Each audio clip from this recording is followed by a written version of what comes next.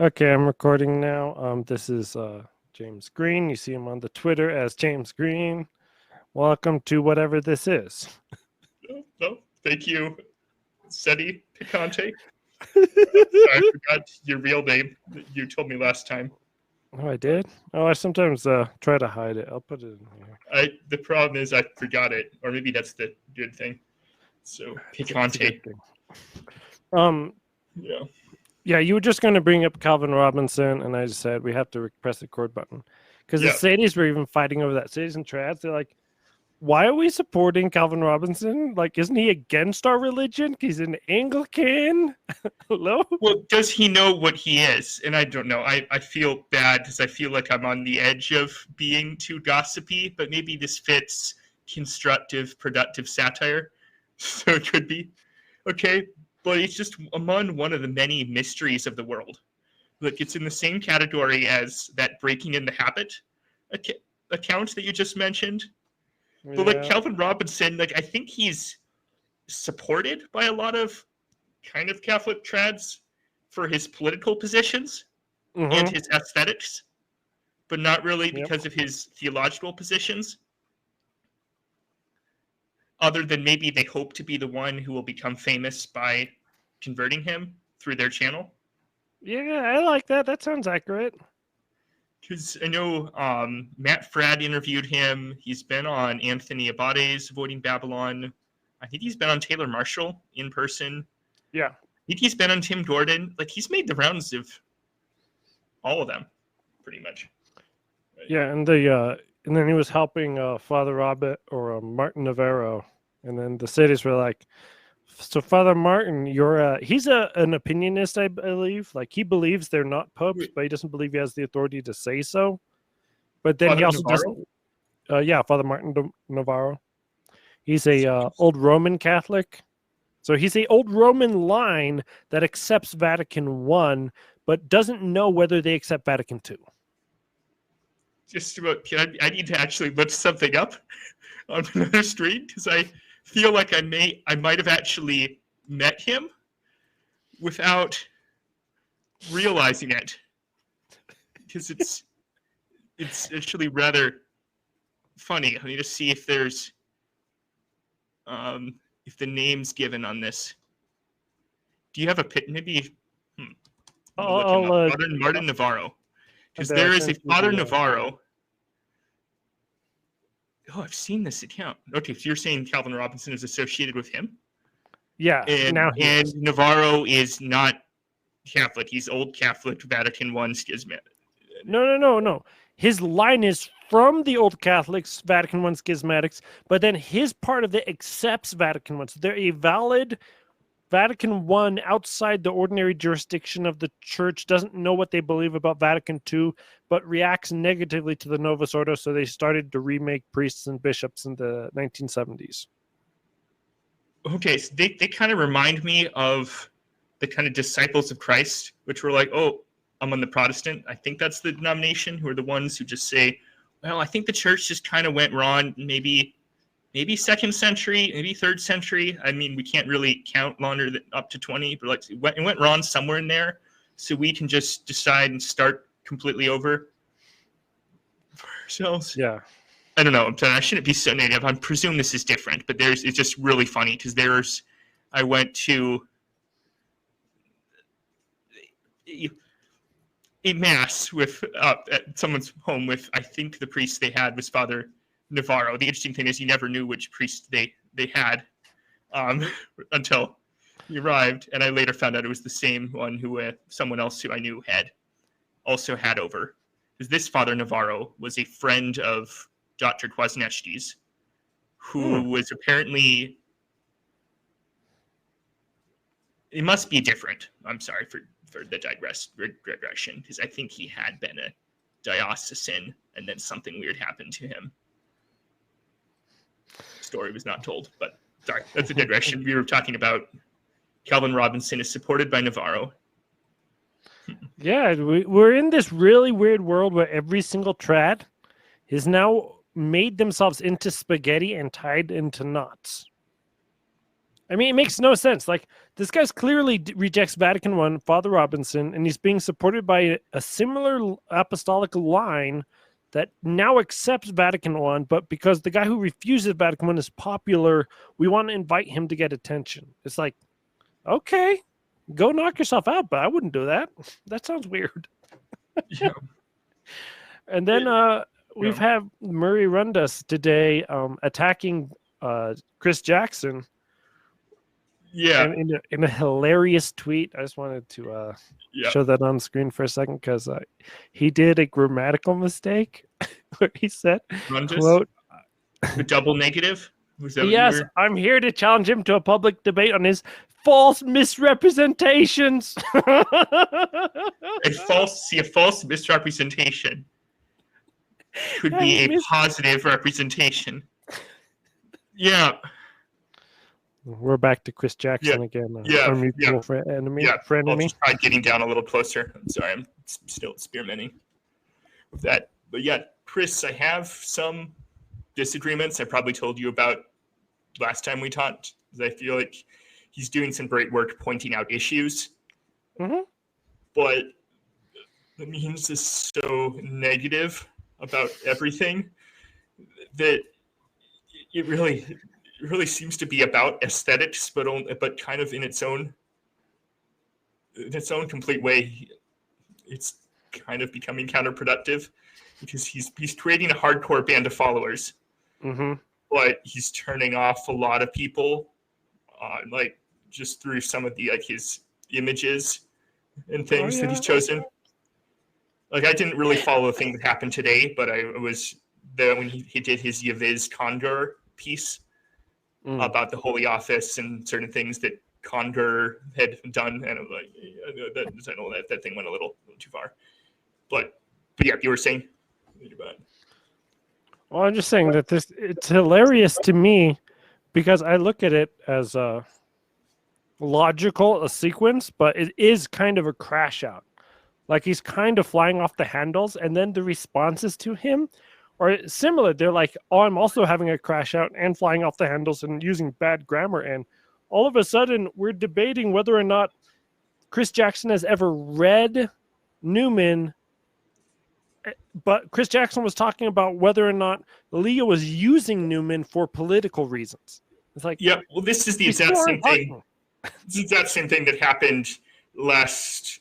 It was actually just earlier this week. We were talking about how much of trad and Catholic media in general is just talking about the people who do the talking. And it's like, what does this person think about that person? Which, I mean, I feel, again, really meta that, like, we're doing this on an even higher level, like one more level removed. We are talking about the people who talk about the people who do the talking, who talk about actual Catholic news. Yeah. But I'm like, Catholic news right now is mostly about what is your view on Christopher Wagner versus what is your view on the religious hippie versus what is your view on Michael Lofton.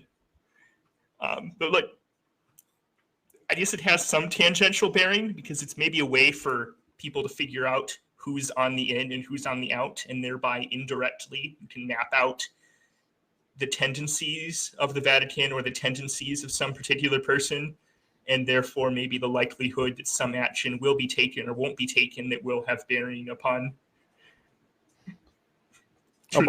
anything in something. But it's so many levels of abstraction away that I guess it's just really fun to read, more just because it's fun to read. It's fun to see. It's fun to think about the satirical nature of it all.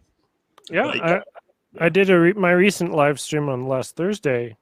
I was just playing with a Muppet and reviewing Wagner crashing out on Lofton, where Wagner was like 100% correct on some things he said, and then just put words into Lofton's mouth and like committed like 5 logical fallacies or something, like in a 45-minute video. And it's like, there's really no reason to give these unforced errors, but he essentially said Michael Lofton was repeating condemned heresies. And then if you look further into it, Michael Lofton just quotes like 8 or 9 different magisterial sources from post-Vatican II. So does Wagner now accept Sedevacantism? Obviously not, but like, I'm sitting here going like, wait, I'm supposed to be the one making the satire, but these guys are doing it in live time. Yeah, which again makes you wonder if all these people are friends behind the scenes. And I think we found that many of them are. Like with that whole Christopher Wagner, I actually Yeah, listened to the religious hippie for the first time when my friend Comical interviewed her, which I guess it's probably not a real sense because it was a kind of a scripted satirical interview that they were doing. Mm. So like, I'm not even sure if that was her real name or what her show's even about from this 5-minute fake interview that Jitter Comical was doing as a gag. But like so many of those relationships between all these, what is the proper term? Like they're not all news people. Like they're Should we just stick with influencers?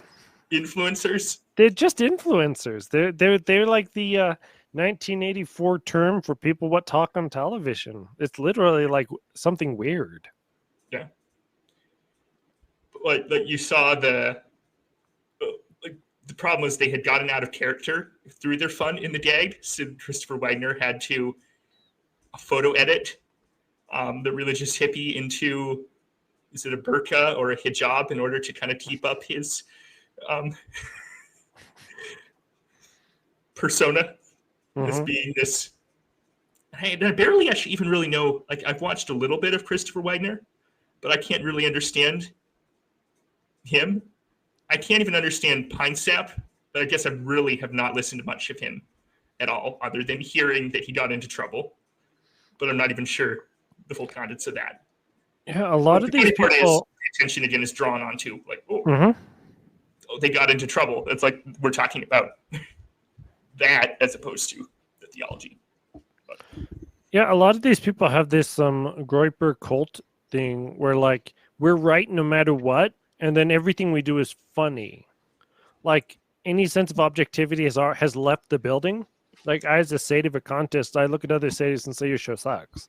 I just don't like your show, and I don't want your show.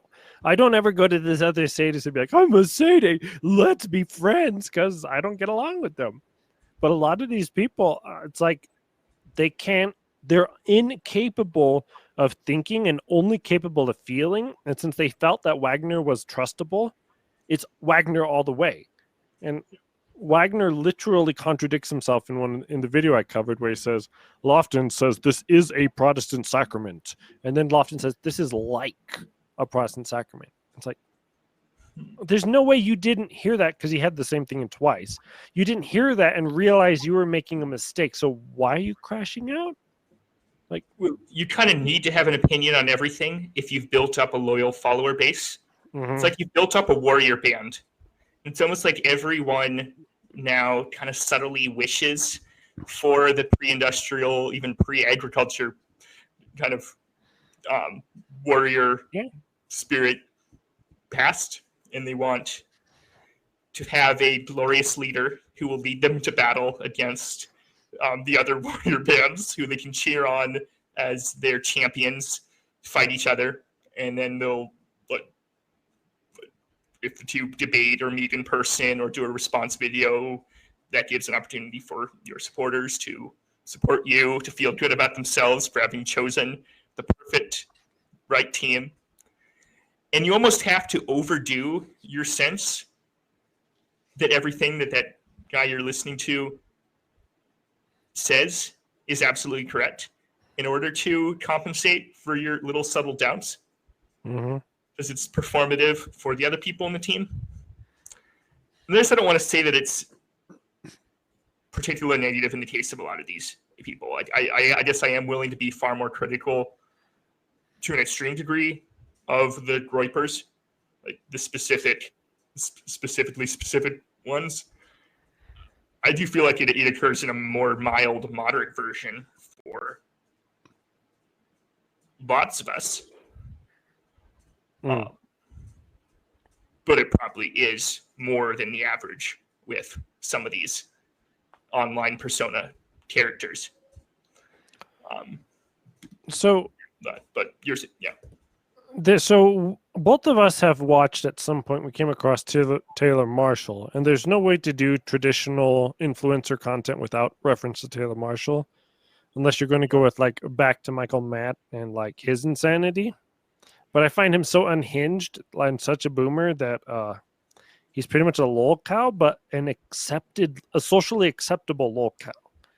And what I mean by the definition of a lolcow is someone who's seemingly competent at something, but is unable to stand up to criticism or move outside of a very limited intellectual circle.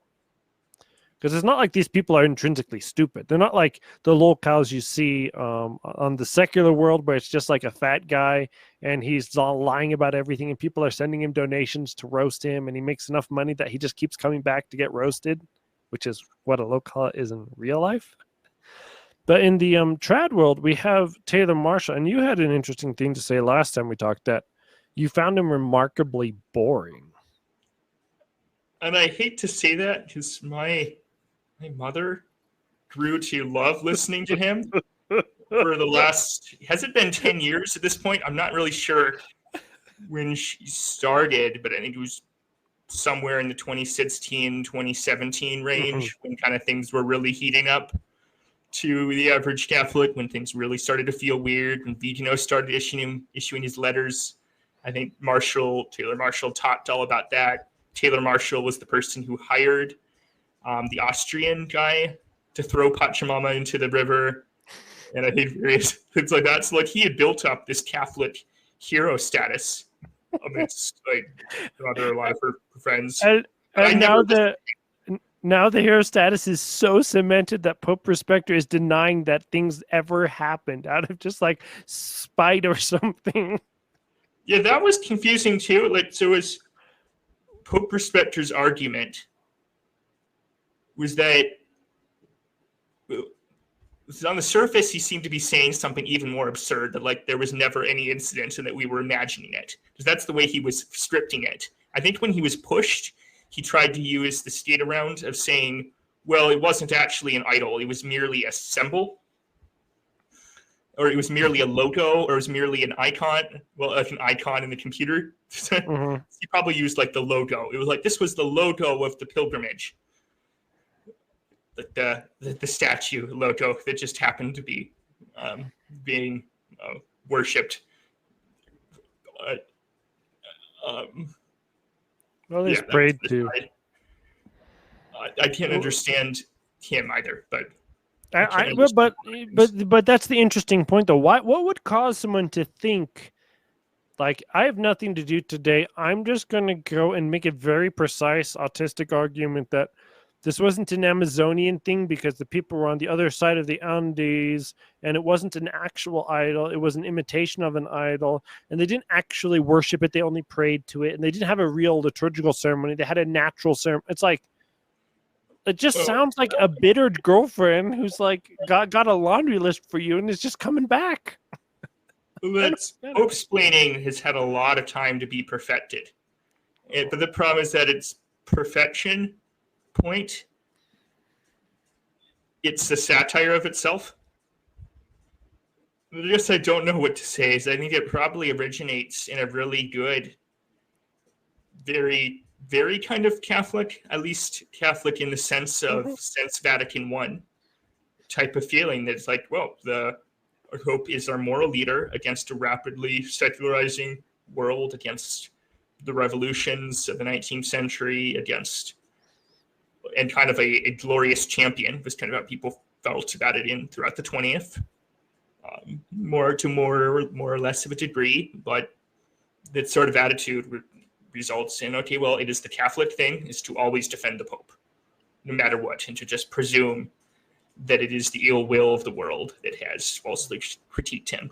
And it's funny, as I made a kind of satirical, what are the 10 phases or 12 phases of Popesplaining, or like the 12 phases of, I called it like coping with the Pope, or the 12 phases of Pope cope. And this I wrote a couple years back. And I'm not sure if I would write it in the same way today, but I just kind of illustrated the progression from thinking, wow, isn't Pope Francis, he's the most perfectly orthodox, glorious hero we've ever had, and wow, isn't it also so amazing that he has captured the hearts and the attention and the love of the media? Catholicism is winning. And that was 2014. And that was the feeling. or maybe no, 2013. Sorry. Yeah. And then you progress stage by stage into, that dang liberal media is at it again, exaggerating things. Yeah, of course he didn't say that. Oh, I must love the Pope even more. By that media, and then you go further and further into, well, he's giving an interview on the plane. He just must be tired, and maybe he's like, that translation was off. Yeah, I just feel bad for the guy. But you descend further. No, I can keep rambling through it, but it's basically things like that. It'd be like we've had 12 years of people becoming really good experts at that, and also really good experts at finessing it. So like you critique the Pope, like the opposite version of the Popesplainer is the finesse of the Pope critiquer. Like, we're gonna do it with a fine scalpel, and we're gonna critique exactly this, nothing more, nothing less, and like we are going to do that. And it's because I think that's also a Catholic thing to do, is to try to give the hierarchy some latitude, so that maybe there's a little bit of Popesplaining that can happen, but that's where you get the Pachamama never happened. Which, do you know? I don't actually know his real name either, but he goes by like Usquoque Domine 1958 on Twitter. Yeah, I probably know who that person is. He put a picture. Crazy days. Oh yeah. He has the picture of Stalin and the Pachamama. I mean, it's the old one with Stalin and the comrade, and then it's just Stalin in the revised version. Yeah, and that's where you get a parody like that, where you're like, how dare Pachamama never happened in the evil. Was he critiquing Taylor Marshall there? I think that was just more making fun of Popesplainer, because Popesplainer is so ridiculous and over the top that, like, for a while it was like him and the Pope against the world, and like he's like some 20-year-old goofball. Yeah. He's pretty much a groiper, but a Pope groiper, I guess. Yeah, much. But like he doesn't have any sense of the history. So like if you go back to Pius IX, the angelic Pope, and he's like, I am tradition. I am going to run this ecumenical council. I am going to fight all the kings of Europe. By comparison of that guy to Francis, it's like, it's not even night and day. It's a different universe. But like, because he's our universe, we got to stick it with him. Okay. Yeah. You make the bed you sleep in, I guess. Once you're a big enough personality, you're being pushed along by the people who are supporting you, even if it's just a Twitter account. Once you get people who are saying, yeah, Pope Respecter, you're the hero. We're behind you. We love you. And then, especially if you're getting people supporting you and people critiquing you, I think Livy, an ancient Roman historian, said shared danger is the strongest of bonds. As a historical fact, that whenever Rome was under attack, things went well internally, usually. But like the shared external danger kept things together. And that's what happens if you have, like, even on things as silly and small as someone critiques what you say, if you got people with you and people who are not thinking the same way as you, you're going to stick tighter, even in absurd logical twists and... Yeah, that's true. It's an old CIA tactic with Pearl Harbor or 9/11. Yeah. Yeah. Yes. So, have you ever seen the? I think Stephen Cox was the one who dropped the picture of the CIA telegram to Rome in 1937. I think, with the 3 candidates that they wanted. No, it's really interesting, because I've been trying to look into that history, at least starting a little earlier, and also primarily focused on the during Vatican II time period. Well, it was Pius. See, it was Pius the 12th, not Ron. Pacelli. It's Pacelli. Yeah. Pacelli. Was he their choice? He was one of their choices, and he was the Secretary of State, I believe. Yeah. Pius the 11th. Yeah. But yeah, at some point, Stephen Cox unearthed that. I don't know where it is. Probably have to go to his website. Stephen Cox. And it's just one of these things that you look and I wonder, like, oh, is this real? Is this fake? Or do I care? And I came to the conclusion sometime afterwards that it's real and it doesn't matter because the promises of the Pope are so. Oh gosh, let's put the picture up on the share screen. This is the famous, Yeah. the famous Stalin picture. Yeah. Oh, there's no. It never happened. It never happened. Yeah. But to get back to what I was saying, yes, so Stephen Cox unearthed this telegram, and this is part of a series of things where people were like, you know, what is the CIA's involvement in Vatican II?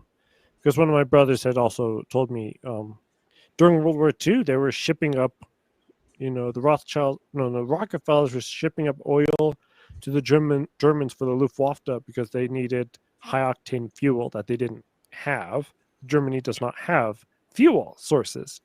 That's why they needed to go east and attack the Ukrainians to hit those fuel fields. It's like my brother just, you know, nonchalantly says, yeah, this happened. And then the Ford Foundation on government loans went and made some factories in Germany. That's why we have the Holocaust narrative to cover up for that. Like, okay, so what's the story then? And he's like, oh yeah, the Vatican II was a CIA operation to make sure the church wouldn't join the communists and would be on the American Empire side. What? Really? Like, yeah. That's why it didn't, and they made some backroom deal, and that's why Vatican II doesn't condemn communism, even though the documents that Ottaviani wrote, the preconciliar ones that he wrote for the council that were scrapped, supposedly has a condemnation of communism. Yeah. Well, that's something I think is definitely accepted on the last point. I would quibble on the other because I have a far more kind of complex theory of complex and also more simple of how relationships between governments work. Where I think part of the mainstream story is true in everything, you know, about everything, but there's always some sort of nuance or hidden detail that inverts a lot of the meaning. But with regard to Vatican II, communism was not mentioned because John the 23rd wanted Orthodox from behind the Iron Curtain to be represented at the council, which is, I mean, maybe partly, but I'm going to think he probably did that in charity, but as a condition of that, the negotiations with the Soviet government that were required in order to have someone there required that there be no condemnation of communism at the council, which is odd given that it was the thing that the bishops in the report leading up to the council, when they were asked, like, what are the chief topics we should discuss, it was like the thing that they most wanted to talk about.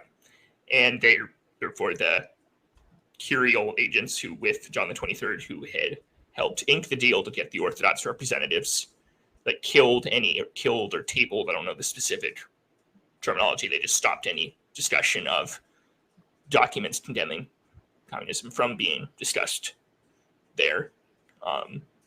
But there's lots of other collusion that's between U.S. government and the Vatican that's quite a bit more evident later in the century, like during the 80s.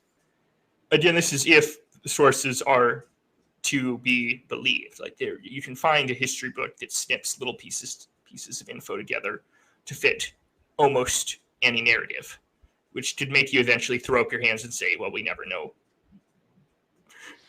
truth at all. But like, my main thing in looking at history books is to always think that each history book is just underreporting what has happened rather than completely making things up. Like, I usually think, okay, there's probably just more context here if I read some book that disagrees with another that I already think is pretty solid. But yeah, in the 80s, there was tons of CIA, Vatican collusion, seemingly for some good ends. Like, John Paul II wanted to fight communism in Poland. He got all the funding for that from Operation Gladio, Operation Condor, the various drug running schemes that the CIA was running. Apparently, from the book that I read, it was this Paul Williams's Operation Gladio, and I've seen bits and pieces of the story confirmed in other places. But according to him, John Paul II was mostly willing to go along with most of it, but like he wasn't willing to go along with what the CIA wanted, which was for John Paul II to call all the Poles in 1981 to violent rebellion against Soviets, at least in his view, and he had some evidence for it. The assassination attempt on him was actually CIA driven rather than communist driven. Which assassination attempt? The first one or the second one? Because they did 2 ones in that year. The Mehmet Agakma, that main one, I didn't remember a second. Was that just someone who tried to come up and stab him? Yeah, there was someone who tried to stab him, and then there's someone who shot him. This was the shot, John. I can't remember. I don't really remember the stab. No, it's just interesting because it's like if we're going to look at this with a semi-objective mind, like what really is happening here as a dispassionate observer, like, yeah, there's an awful lot of political turmoil here. Maybe people are compromised. Like, in the real world, you can't just be like a groiper where you're like, I'm just going to lead an army across all of America and make them all white. Like, sorry, that doesn't work. That just literally doesn't work. Yeah, what are you saying in regard to the church at Vatican II being? Well, but Sedefra Cantus believes that the Vatican II church is compromised. You've put forward this interesting hermeneutic idea that we had discussed last time, but I wanted to eventually look at Sacrosanctum Concilium. I don't have the document pulled up. I could, but what that document says is that it gives the power of determining what's in the liturgies to the bishops' conferences in Article 22.2. Yeah. And it has all those lines of enculturation in the Articles 36 to 40. But then towards the end, as the Catholic Esquire pointed out once, it says we're going to revise all of the sacraments. Thus, it enters into this interesting loophole that you can never, ever get out of. And it's like I guess it's from a movie. The only way to win is to not play the game. Because that's what eventually happens. Say more, sorry. Which is the Vatican or the Novus Ordo Missae, because you were talking about this recently, how because of the parish council problem, that it becomes it just muddies everything up. Like you have the liberals in your parish, the conservatives, and they're both fighting for who gets to be the music minister, who gets to be the lector, and who gets to be the usher. And eventually the liberals win out because they're usually more tenacious as people. Yeah. And they win out in the music when you pointed out, like, yeah, that's why the music is either RCOA, RCI. I forget what the name is. GIA or OCP, and they've actually built a cartel between the two of them. Yeah, that actually controls the rights jointly. So it basically is one institution. And I learned all this actually from Anthony Abate, who I think it wasn't Holdsworth. It was someone like that. Anthony Abate had a show about like how music is a cartel, and like that's one thing. I think lots of things in the church are like that. Because supposedly the translations of the would not be properly the missal, that would be the lectionary. Mm-hmm. Supposedly the translations into English and into other languages of the Psalms are technically the intellectual property of something that is not institutionally even the church. It's like technically the intellectual property of some completely separate, I'll just say, business cartel. Which is just really kind of odd because it's like you're producing a product. And that's what managerialism does, is it turns, or managerialism, bureaucracy, jumping to what I wrote about last night, which was mainly just a reflection on the theory that I was trying to share with you last week, which is that the the anti-church bureaucracy is this thing growing up within the church, like in the parable of the wheat and the tares, that it's this thing that really isn't the church, but in this ambiguous way kind of controls people within the church because they feel like they have to listen to it and they don't feel like they have a way out. Like between parish councils, the conferences, the national bishops' conferences, the NGOs, the government's putting pressure on people, all of the like Catholic charities and the USAID money that they get, or hopefully that's over. Oh, come on. Yeah, hopefully it's over. Yeah, hopefully the government fixes itself. Name me one program the government has killed off on its own. There's probably something from the Civil War that doesn't exist anymore. Like that. I get. They probably did end the land grants that you could get out in the West. I think that. Yeah. And then there's the one bill that Nixon killed with the universal child care. But other than that, how could he have done? I don't remember why, because I remember children. If you read the Pat Buchanan books, they talk about it, that Nixon said that he would veto it. It passed the Senate and he vetoed it. And then it just never was, it's never been resurrected in all American history. I don't know why. Yeah. Anyway, I wanted to here, show this little bit. This is from the Journal of 1975, number 56, 75 version. This is something they taught us in college, because when I was a trad, 16 years ago in college. The antiphon from the Graduale Romana may also be used with or without the psalm, or an antiphon from the psalm, the simple gradual, or another suitable song approved by the Conference of Bishops. I wonder what happened every single communion until Benedict XVI came along and the more conservative music ministers came too. That was literally every single communion. They removed the text prescribed by Rome for the Mass and just put in a song, and no one ever knew what the song was supposed to be there for. But it was something that was pushed by the Conference of Bishops or by the business cartel or business interest designated by them. So like most things, it's a ripoff. It's just like, how can we turn the church into an institution that can make money? How can we turn souls into a commodity? How can we turn parishes into profitable investments?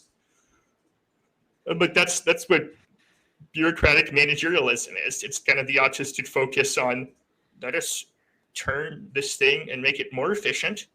And in the process of making it more efficient, you completely kind of destroy the thing, but you kind of completely destroy the thing accidentally. It's like your attempt to, let's squeeze this out. Let's make it like 2.5% more efficient. Let's increase the holiness coefficient by 1% if we implement this new protocol. And we get all of the extraordinary ministers of Holy Communion through this new training on proper spacing. And sorry, I could satirize further, but it's just the greed, maybe in one level. I guess you can reduce it to a lot of things. It's also utopianism of thinking we can just fix things by making them more efficient. Who's against efficiency?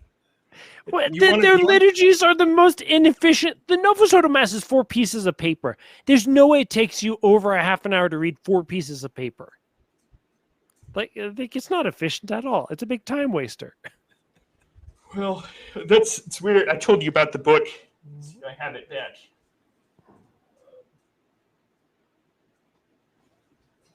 Here, Why Catholics Can't Sing. I like this guy. I think he doesn't go far enough, but for somebody writing in 1991 or abouts, it was super provocative for him to be talking that way then. But he was basically saying the way it went down in the 70s was, you are ordered to turn Mass into a performance. You are ordered to have fun. And everyone was like, hey, I'm ordered to have fun. I'm going to pretend to be having fun. I mean, we also have to remember that lots of these people who were the types who would be on the newfangled parish councils and things, or advising them, as of the John Courtney Murray LSD story, would be on drugs. So you have kind of drugged up people being like, "Yay, we're going to have fun. And it's going to be so amazing." Why don't you actually go over that story, though? Because, like, I know we know it, but the audience may not necessarily know it. Yeah, go ahead. Yeah. No, you did. Should we start? Yeah. The John Courtney Murray. The John Courtney Murray? Yeah. John Courtney Murray? Yeah. I should share you. Sorry. You have a moment for me to find the thing I summarized on it. There's a bit of background, but John Courtney Murray was a Jesuit in the mid 20th century. Don't know. I have not researched much of his early life, but this is back before Jesuits had the kind of reputation that they do now. He happened to be a guy, and maybe I should send. Can I send a link to you and your? You could, or you could just press the present button, the little screen with the plus. How many monitors do you have? I have 2, but sorry, I'm not really that well. Yeah, so if you put it on the other monitor, you can just present the. Yeah. Sorry, one moment. And then you press the plus button. But I just thought this story is interesting because we're always taught as Catholics to have a certain level of respect towards everything and of august nature. And then you have a story of what the Congar using the roof of the dicastery of the that's not good. Yeah, that's faith. Yeah, but yeah, I'm kind of in a way glad that Chris Jackson's bringing up some of those details, but I'm like, it's not always the thing to rest on. But you're saying that's not the thing we normally expect. You wouldn't just assert that that's what went down. But yeah, John Courtney Murray, Jesuit, mid 20th century, back before Jesuits had much of a reputation for shenanigans. I mean, they had it a few centuries earlier, but like they were pretty popular in America. I think they were the largest religious order. 2, they were rapidly growing through the post-World War II, 40s, 50s. And one of them, John Courtney Murray, ended up being pretty close to Henry and Claire Booth Luce, who Henry Luce ran Time Life magazine, and I think Claire Luce, his wife, was kind of one of the early psychedelic adventurers, a friend of, I think, Gerald Hurd, who is connected to Huxley, Aldous Huxley, the Brave New World author, which is like only one more step removed from the Jet Propulsion Laboratory guy who was doing kind of satanic rituals in the Mojave Desert while launching the U.S.'s first rockets. So like lots of weird connections within this crowd who are all kind of into drugs.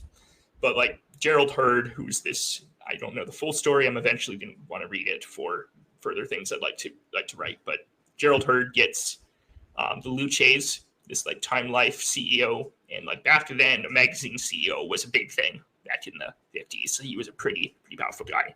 If you dig deeper now, you find that he had kind of CIA connections, that like Time Life, the 2 magazines, were ways to push the interests of the U.S. foreign policy regime. And therefore, Henry was kind of an important guy for a lot of people in the government, but he was also this adult adventurer. He was also good friends with John Courtney Murray, who Time Life was promoting as this amazing young new theologian, this guy has a refreshing tone, a refreshing attitude, and is like this guy who's going to do great things. And I think Murray had also been pushed by the cardinal in New York. I think it was Cardinal Spellman. I can't remember that for sure, but as long as the last name wasn't Dulles, right? What? As long as the cardinal's last name wasn't Dulles. Cardinal. Oh, that's a whole other thing. This Cardinal Avery Dulles. I think he was made a cardinal far later, but Avery Dulles played a weird part in Vatican II as well, which is just funny given that his uncle and he was his two of his uncle. I can't remember if it was uncles or uncle and his father were John Foster and Alan Dulles, who were like State Department head during the 40s, 50s, and head of the CIA and all of the first head of the CIA, and then de facto head up into the 70s. So like, lots of some weird connections with Cardinal Dulles too, which is just kind of hilarious. But yeah, Murray ended up becoming one of the chief periti, so like not a bishop, so he wasn't like officially part of the council, but he did more writing than all the other bishops individually did. Like he wrote Dignitatis Humanae, the whole document that really poses the biggest challenge to try to connect to prior Christian. I think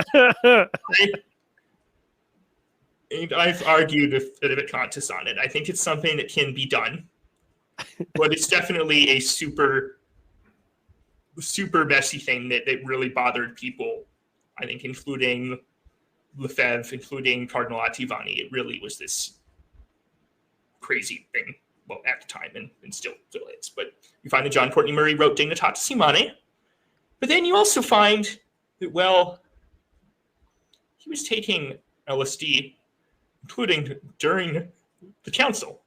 And not exactly like while he was at the session, but he was in the middle of his experimental period with it. And I'm sorry, I'm barely referencing what I have up here. This is mostly just this is an article that I found, and I can send you the link to that goes in the background.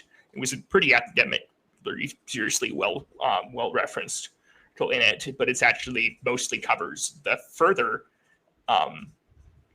reflection on it that not only was John Courtney Murray doing it, he was getting his Jesuit priory in Los Angeles. He was getting all of them hooked on LSD. And what is the result? But that a lot of that Jesuit priory in Los Angeles turned into homosexuals after they all are addicted to the drug. And it's basically the crazy thing that I found in this article. Isn't that just kind of funny? The guy who wrote Dignitatis Humanae, friend of the CIA, affiliated at that time millionaire. He would have been a billionaire now. Henry Luce and his wife Claire, and just well-connected guy. And maybe you just become well-connected when you're big and famous, and you just happen to hang out and do everything your friends do. But it's, I guess, I think I missed. I'm trying to think if there was anything more there. I think I linked to the wrong one. But that's the basic premise. But that's the story. John Courtney story. Yeah. The what was I need to share my screen for? But this is from the State Department. This is actually a different timeline than I remembered off the top of my head. This is 1958. 58. Yeah. Not John. This is the one that says we don't want Siri, Ruffini, and Ottaviani to be elected pope. It says the reorganization of the Roman Curia left by deceased pope in a deplorable state. Source indicated that the election of Siri, Ruffini, Ottaviani would be a quote misfortune for church. Yeah. Well, it's kind of funny. I wrote a satire on this before the last conclave. Is the empire, the emperor, the Holy Roman Emperor, which later then became the Habsburgs, had a veto until 1906. I think they actually used it in 1906, and Pius X got elected. Yeah, because they blocked Rompala. Rompala. Yeah. Yeah. So the satire I wrote is, well, I guess America is the new Holy Roman Emperor just because they conquered the old one. They conquered Germany in World War II, so therefore, well, America holds the title of Holy Roman Emperor, and thus it's okay for the American State Department or president to just order the conclaves around. I mean, mostly as a joke. It was just it's Trump mostly as a deciding who he joke would- until there's got a line that says the next pope will be elected outside the conclave. And then Francis apparently was elected outside the conclave. And then, like, What do what's you mean? going on here, guys? No You one mean that seems there to was know. a prior agreement that people made outside of the bounds of the conclave that met separately decided how to influence their friends into ordering around the results? Yeah, it's just the block. There's a block group that's voting only in one direction. Yeah. It's not like these cardinals are all together socially and talk to each other all socially. So it's just like this group of people is voting one way, which even that is against the rules. But I just think the stuff is interesting because when you're given the benign version of Catholicism and like, oh, the church is always suffering and it goes ups and downs. You know, there was the great apostasy around the year 1000 that the morals completely collapsed. One of my brothers keeps telling me about this, and you're like, oh yeah, so that just happened at Vatican II, and it's like, no, we have more sources nowadays, and it seems to be a little bit more of a concerted effort. Yeah. So I think you could say that. I think it is true that there have been lots of crazy things that have happened in the past. Like you get the popes who killed their predecessors to get elected. One pope who like bought the office, sold it, bought it again. Although of course you're also unsure. Anthony Abate wants to be the biggest defender of Alexander VI out there. He thinks that like the Borgias got a bad rap and were actually lied about. So I mean, in his view, maybe it wasn't that bad. But you can find tons of stories. I think the biggest mess for creating a hermeneutic of continuity about is, of course, the Great Western Schism, where you're like, how do you figure out what happened there? I mean, the author of the History of Christendom, Warren Carroll, thinks you can. I feel like it's kind of a Popesplaining type argument, but he doesn't really do that well, but it's his attempt to create a hermeneutic there. But the real difference, like you're saying, is, yeah, there is a far more coordinated long-term effort to turn the church, or at least create an institutional structure within the church that can use the church as a tool of American foreign diplomacy. Yeah.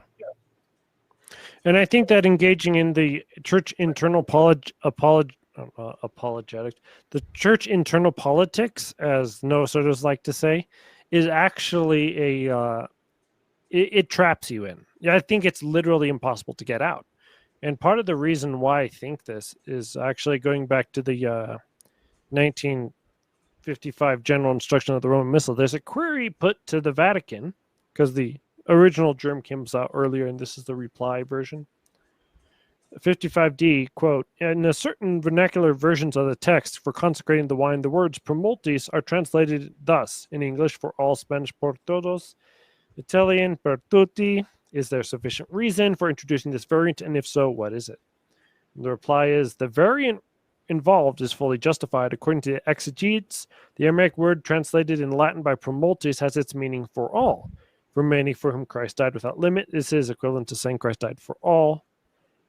And the problem is here, I mean, this is all cope to my mind, because this is actually discussed by the Catechism of the Council of Trent.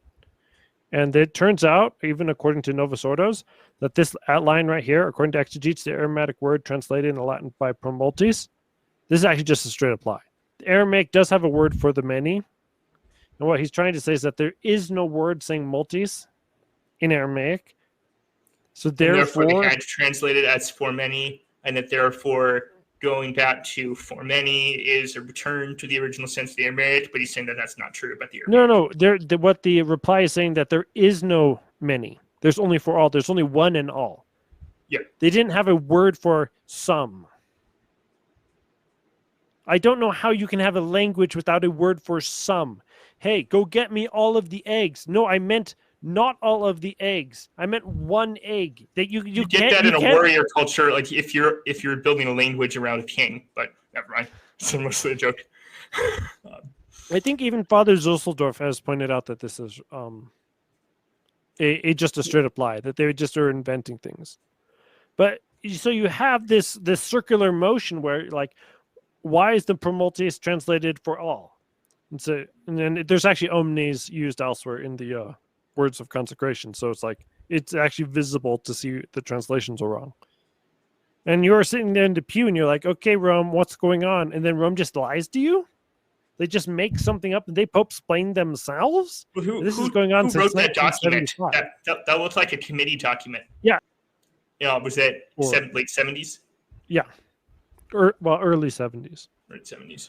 And you can find all this stuff on the Corpus Christi watershed. I drop you the link. Yeah. But you see, I learned this stuff when I was in college because our professors were making us into trads, and they had actually read all the general instructions of the Roman missals. But again, I want to say, in my experience of being in multiple parishes, maybe 10% of the people understood what the germ was. Like, they just were like, we're just supposed to sing songs during communion time.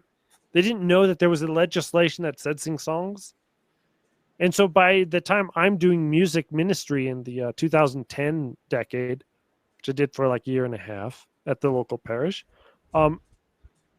there was like already a different culture than what was originally the Catholic understanding of what you were supposed to do at the Mass. Like, you've been sold out, it's gone. That's why Catholics can't sing, is his argument here, was the revolutionaries regained power. I probably should break it down into a few more steps. But like Vatican II through the Luces, so like this whole John Courtney Murray story expands when you realize, okay, what were the Luces doing? They ran Time Life. They were connected to all the other media moguls in America that covered the council. They're reporting to, especially Americans, but it's repeated elsewhere around the world, was everything is changing. It is the glorious day when you will be free. We order you to rejoice and have fun and to change everything, and you must change. In fact, we order you to change. In fact, this happened later in the 60s with the response to Humanae Vitae. They were saying, well, in fact, you are morally obliged to use contraception in some cases. Like, you get people going that far. So people come in to this sudden whirlwind when everything else is falling apart throughout the domestic politics in the United States as a country. Like, if you realize, I didn't realize till last year how revolutionary and wild and violent the 60s were from the perspective of order and riots and terrorist groups just bombing, setting off hundreds of bombs, and then really none of them getting in trouble for it, to becoming tenured professors now. One of them being the place where Obama launched his career in the living room of the head of the former Weather Underground. So little funny things. We're like, okay, 60s were a crazy period. Suddenly everything in the church is changing, and like, you don't know where, but you just kind of get where you got it from. You just get the feeling that you've been told, okay, everything's supposed to change.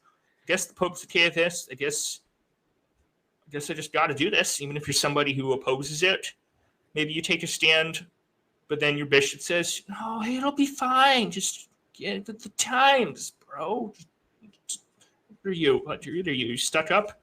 And then, okay, most that's enough to persuade most people to be like, okay, I guess we got to give control of the liturgy over to this new music director. I guess we got to hire a music director. I guess we got to go suddenly come up with some music.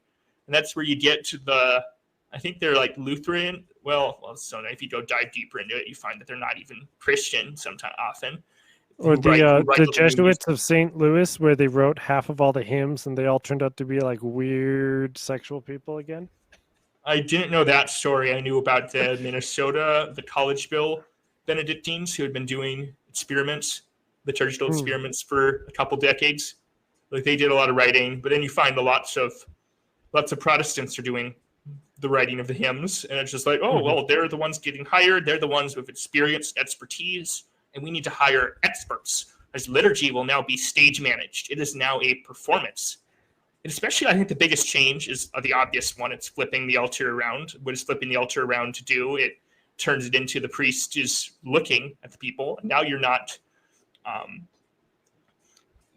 he's not really focused on the Mass. He's focused on what the people think about him doing the Mass. And it now then turns it into a, like it's going to be awkward for him to avoid eye contact. So he better actually look at the people. And because he does that, it incentivizes him. And really, it's just all Thomas Day saying that I took this from. He's like, okay, well, this then turns the Mass into this mutual engagement between the priest and the people and the music minister. And then the priest feels like, okay, I'm going to be judged for how I look. I guess I need to start becoming fun. I need to start adding little things. I need to start adding the now semi-canonical, good morning. Good morning, Father. No. Oh, it's your... Okay, I'm sorry, I'm cringing. Okay, I am so happy to be a saint of a contest, and I have lost all the hatred I had for that. Because, like, there's these times that it would be like, oh, we pray to the Lord. Lord, hear our prayer. You'd be like, there's no way this is real. We had this one woman, Minnie Mouse. That voice was squeaky, 50-year-old woman. We pray to the Lord. And it always went up at the end. And you're like, we do? I don't think so. Like, I'm sorry, I can't take this performance seriously. I will say that I have not really encountered that much at all over the last 8 years. It was only the random times that I came into a random city not knowing things. But I have kind of planned out and been selective. Mm-hmm.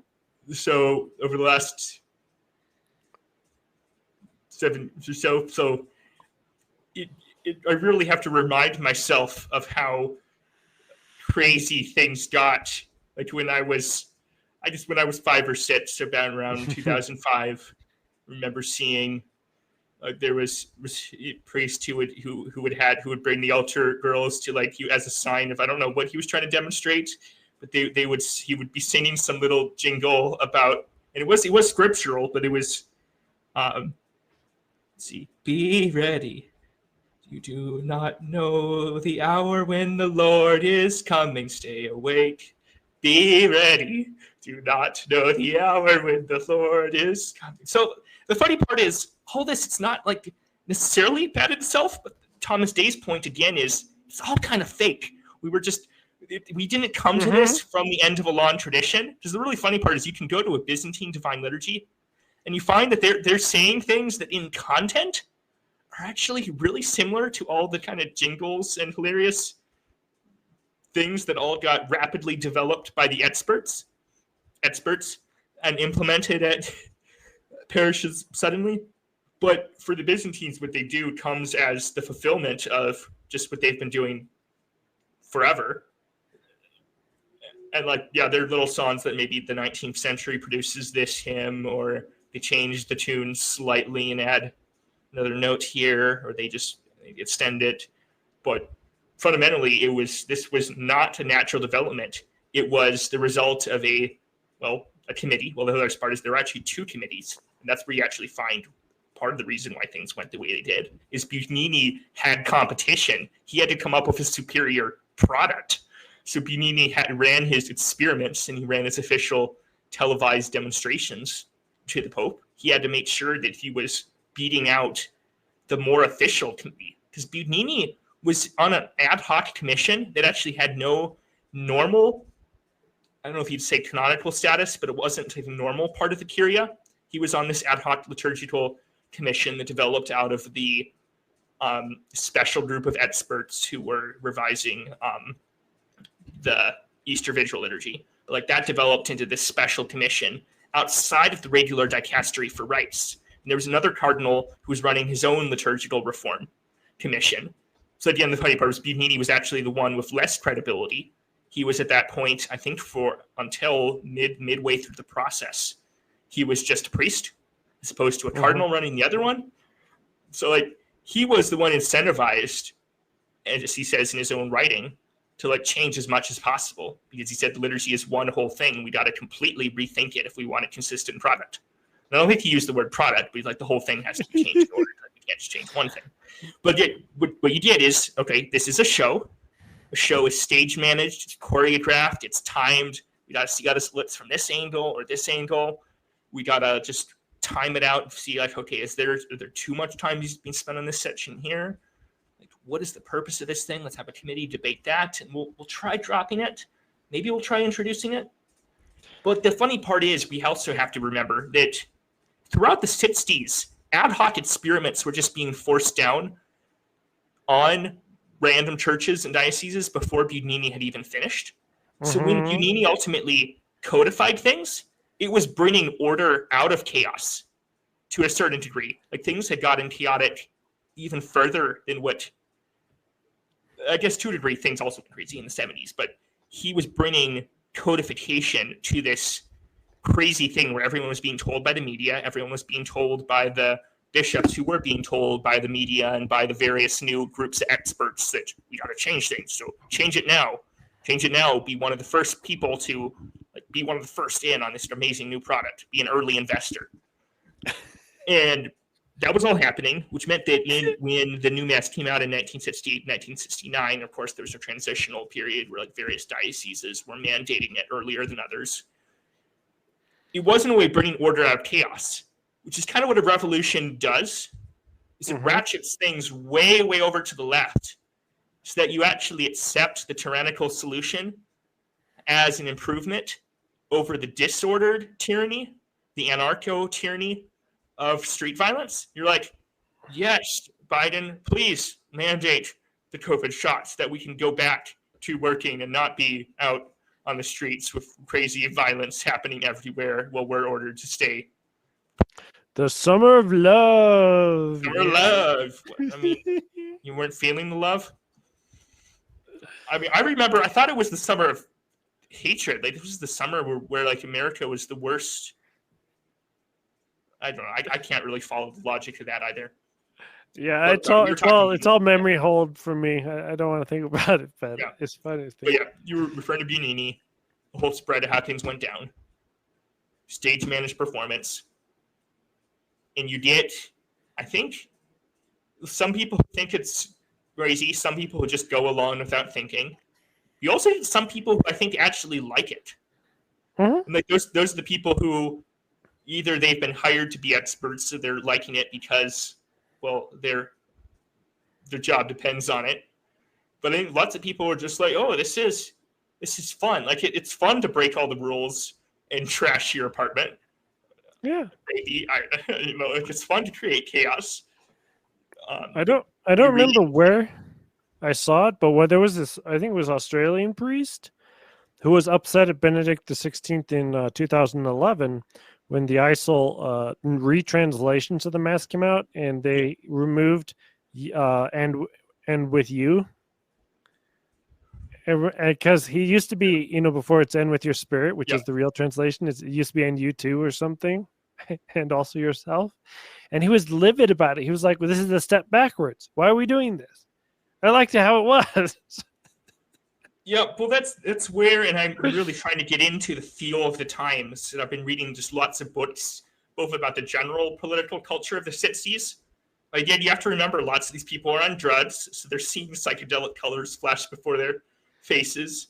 They're participating in street mobs on the weekends as well. When they're coming into church, they're in this crazy stupor. So, like, some of the color choices and funny things about church architecture make a lot more sense when you think about it in the context of the times.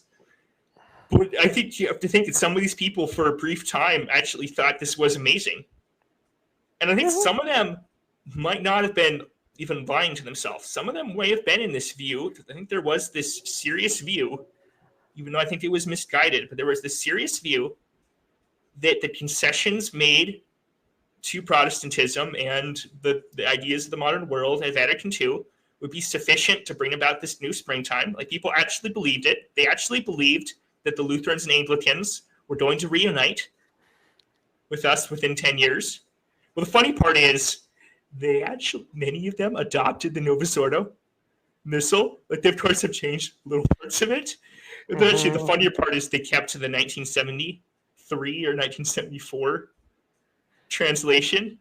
So you can find videos online of like random Anglicans in Africa somewhere recently using the 1974 and also with you. Wow. But that's aside. But just the spirit of the times was utopian. The spirit of the times was if enough people protest outside of the Pentagon, they could levitate it with their minds, and then they'll destroy the military-industrial complex. And this glorious, the glorious new springtime will ensue forever and ever. Amen. I mean, that's what people in the super of the times thought. Like, if only we do enough drugs, and if only we think hard enough, and sing the right songs. As a state of a contest, one of the criticisms and arguments they bring up is if you're right, where's the visible church? People are so misunderstood the 70s that the entire world knew that Lefebvre was a holdout. Because every single traditional Catholic who had begun to realize something was wrong, I mean, this actually starts in the 60s, but by the 70s, everybody had figured out, like, we're cooked. And they all knew about Lefebvre, and Lefebvre his name was being ran through the newspapers. And so, like, people would say, hey, Ceres, if you're right, where's the visible church? Well, the visible church was there. There's a whole reason why Rome and him were always talking. It's because his name was always in the headlines. If he went somewhere, there was a throng of people to see him. It's like, this was immediately after the council, almost immediately. I guess it's 71 when he starts the SSPX.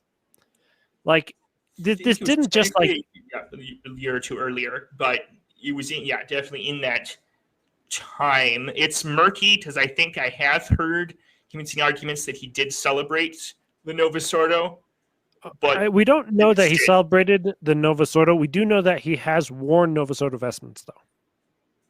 There is a picture online of him wearing. Well, there are pictures of SSPX in Germany now wearing Gothic. I suppose you see. Yeah, that was the funny story. I'm going to do a satire on it, but which makes you wonder. It was obvious to people that things were not achieving utopia by 1968, yet they pushed ahead because once you've started, it's much harder to stop because you have to admit that you were wrong. If you're a leader who started this grand new policy, and if it isn't working out, and you can see this thing all over history. There's a guy who has a great history podcast called Mike Duncan about revolutions. He started out by doing a series in the history of Rome. Then he did this more recent series that he's actually still working on, but like about all the great but usually great in a bad sense, revolutions from the English, the French, Russian, all of the Latin American ones. He actually did a fictional series in the sense of in the vein of his historical ones as well, just to try to show the pattern and to show that the pattern seems to be the same, where it's like someone tries these random big changes, they backfire, they continue on because their pride won't let them stop. And I think Paul VI realized it with his smoke of Satan comment. Of course, that was a few years later, but by 1968, when he published Humani Vitae, and for me, that's actually the redeeming moment of Paul VI. He had created the chaos, yet he was able to do the slightest. I'm trying to be respectable and not just laugh, because we differ on this. Go ahead. Have you watched John Farrell's Annulment Proof? I love John Farrell. We talk to him all the time.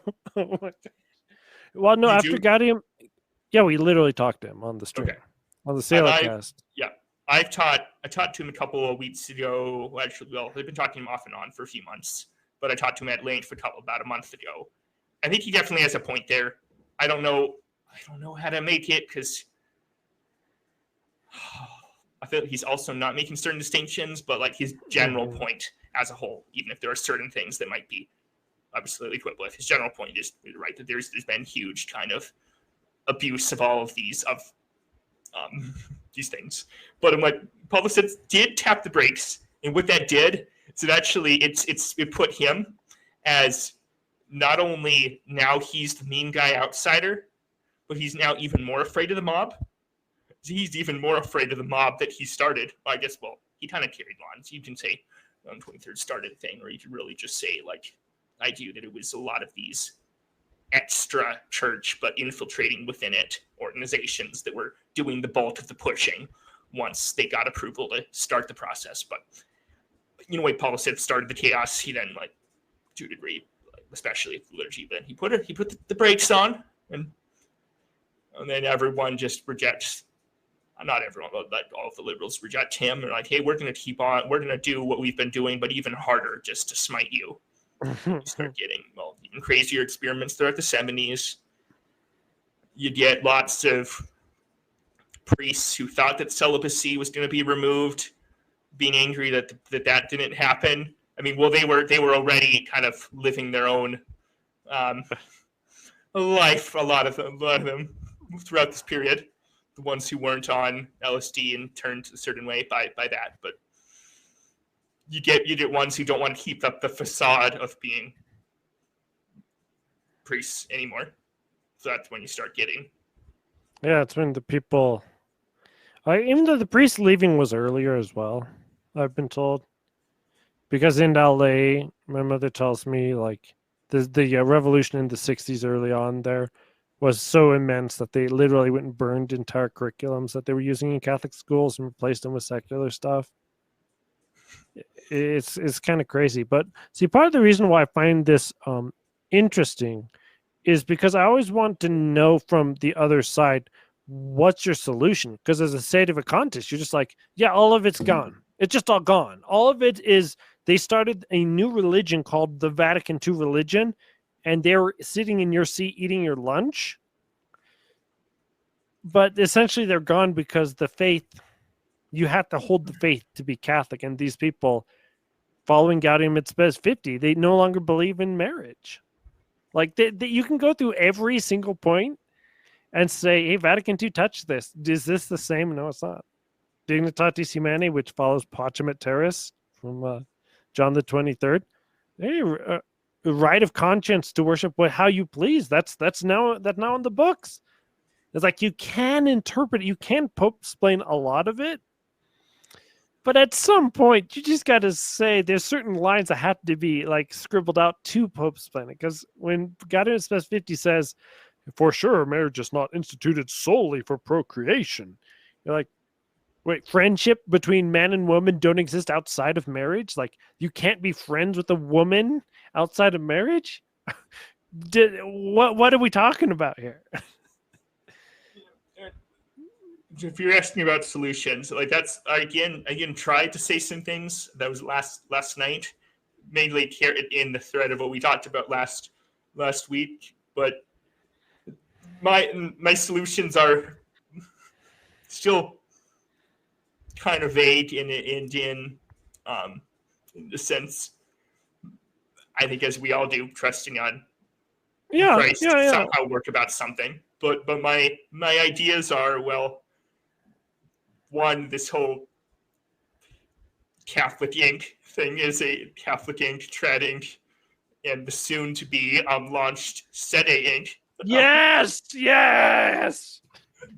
are kind of unhelpful distractions, because all it encourages us to do is fight each other rather than actually fighting the real source of the problem, which are these institutions that have grown up within the physical structure of the church. These new things, these new things that don't really have precedence.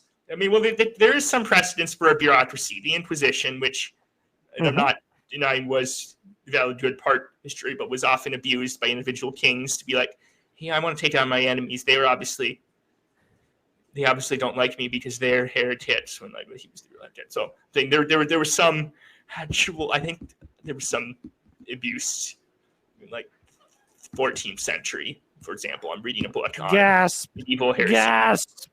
I'm going to blame that on the bureaucracy too. But what I'm saying is there was not really a large non-clerical bureaucracy until around Vatican II. Like you had religious orders, and they of course had hierarchies within them. You had the hierarchy of priests, bishops, and the Hope, and the cardinals and curia. But it was a really decentralized organization because, well, Christ provided the unity. Christ provided the mission. The sacraments provided the activity, and grace kept the thing together.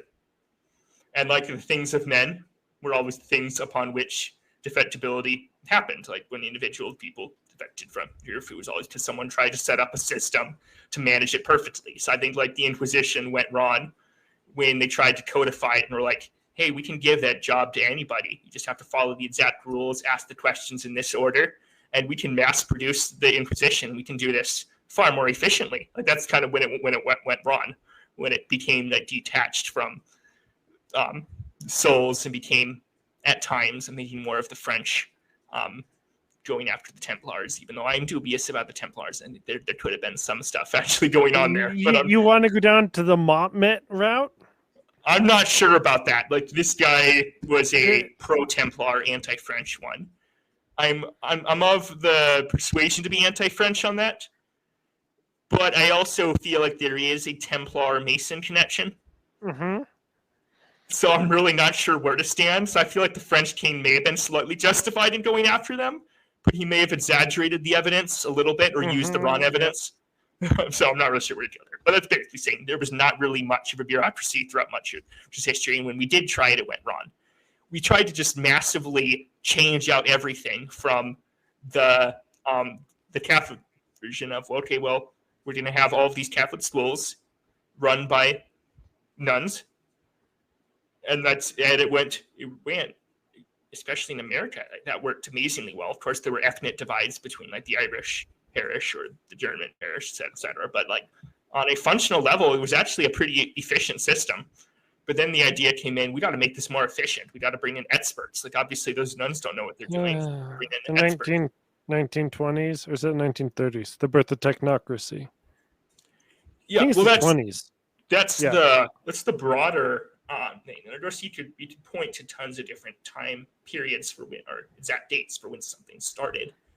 But like technocracy took over the U.S. government to fight World War II. And basically that's centralization. Centralization at a large scale requires intermediaries to consistently express the will of the sovereign. And that intermediary starts to actually become the most powerful person in the equation. And like that took over the U.S. government. That took over through the various business cartels that like the big businesses started to control everything. Yeah, and then the was it Jeffrey Tucker in 2009 during the 7/8 crisis? He was giving a talk at Mises, and he's like, the last federal banker who actually had any power was that guy that Reagan, or that not Reagan put him, but he was during the Reagan time. The guy who jacked up the interest rates to 20%. And since then, the Federal Reserve controls 10% of the U.S. monetary supply, and the rest of it's by the foreign shadow bank cartel. And they're like, yeah, wait, really? Which really all is that really is what's going on? I can't understand economics that well, and I think actually the reason I can't understand it is actually because economics is super simple. It's really just how do you get people to work harder and make more things? And how do you not break the things that you already have? With the big ledger system. But people make it far more complicated because they developed ways for stealing from other people. Just why the church was always against usury until it wasn't. Until there were some moral compromises. But there's a long, complicated history of usury. It's one of my favorite topics, actually, because like in the 1300s, there's a historical land lease, and the guy's paying it in 10 red wool coats, 200 eels. Like he's literally paying it in physical items in the 1300s in England. And so it's like, you can't have usury as long as you're paying in eels. There's no such thing as interest rate of eels. What, you got to fatten them up before you give them in? Like, Yeah. it literally doesn't make sense. Yeah. But, So, yeah. So, technocracy or managerialism. There's a great guy who wrote an article that inspired me to write the thing I wrote last night called Nathan Pinkowski, who he summarized actually Francis's papacy as a managerial revolution. And I extended his idea in my article last night saying, well, everything since Vatican II has been a managerial revolution. We've replaced, we've taken the role of the bishop and the priest and even the Pope and turned it over to lay committees. You've taken away the Catholic schools and replaced it with expert-run institutions that can't last. You've taken away the authority of the priest to, well, just offer the mass, and you've set up a committee that he has to listen to decide how to perform the mass.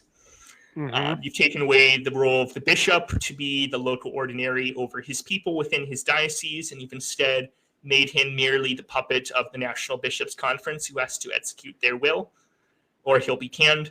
And it's like, okay, so that's taking away that and that and that. So who really controls the church? It's whoever controls the committees. And who controls the committees? Well, then you could go down the Curtis Yarvin route and call it the cathedral. Of course, he used the cathedral in different senses. Like, okay, well, it's the institutions that control the people who get the credentials to become the experts. And once you go down that route, you're looking far more at an intellectual to sort of capture. So I think there's a sort of mind virus of managerialism, which is secular humanism, capitalism to the extent of greed, just a lot of those things. And there's this whole mind virus aspect. But from a physical institution structure, it's, okay, well, groups of people of a certain social class and a certain background, certain educational background, and therefore certain ideals get put into positions of power. And they produce the similar types of changes in every industry or everything that they do. And they did the same thing to the church that they did to government, which is, okay, let's turn this into a profit-making, more efficient, and therefore far less actually efficient enterprise. So part of the Curtis Yarvin concept of the cathedral, which when I remember learning about this, 10 years ago or something, with he's talking to Michael Mellis, he's essentially, the easiest way to explain this, I think, is actually using the Benedictine model, that you have a system that you can work that can impose itself on the whole, but the system itself reproduces itself. So if you're a Rahner follower and you get the doctorate done under Rahner and then you go get a job, you're a Rahnerist. Like, I'm a Whitean in philosophy. No one knows who Dr. John White is, but that's what my philosophy actually is. My degree is Whiteanism. So it's like, it's one thing, it's inescapable. And you pointed this out about Lefebvre too, that he's somewhat controlled by his core audience. And then another thing, and they've actually become more him than he is. Yeah. Because he has more of the ability to, or at least believed he had. Of course, he ultimately listened to the people who represented him at one point in time. So he trained people who represented him at one point in time. He seemed to be in the process of working out a deal. Later, that audience was representing the earlier version of him. And that earlier version of him, which is uncompromising, won out because it turned around to pressure him. Well, I mean, he wasn't stupid. He was always a negotiator. And when he was up against Ratzinger and Ratzinger's slow playing him, and he feels the cold pangs of death coming over him. By the way, he didn't have to do any of those consecrations. He could have had any of the other Sedevacantis lines, because Thuc had already made Delorier's a bishop by this point, and Delorier's knew Lefebvre. And then Lefebvre co-consecrates with Castro de Meyer, who lives for another year anyway. So it's like, no, Lefebvre didn't have to make any of these bishops. He just chose to. But his seminarians were telling him, "You'd better think about us."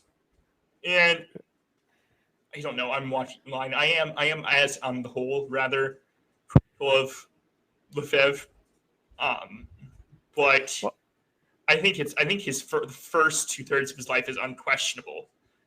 Like, he is this amazing missionary hero. It's some of the stuff right at right at the end when he starts sending postcards, or you call them cartoon pictures of John Paul II to John Paul II. It's like that's not a charitably effective negotiation strategy.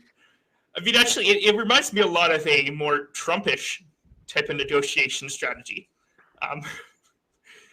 But he was very French. French people are a little weird. Like, do you know about them Frenchies? I know French. I know a bunch of French Canadians and French Louisiana of those two. So like New World French. I don't really know any Old World. Well, someone replied that the English people want to go to Parliament to talk it over, and the French people want to burn it down.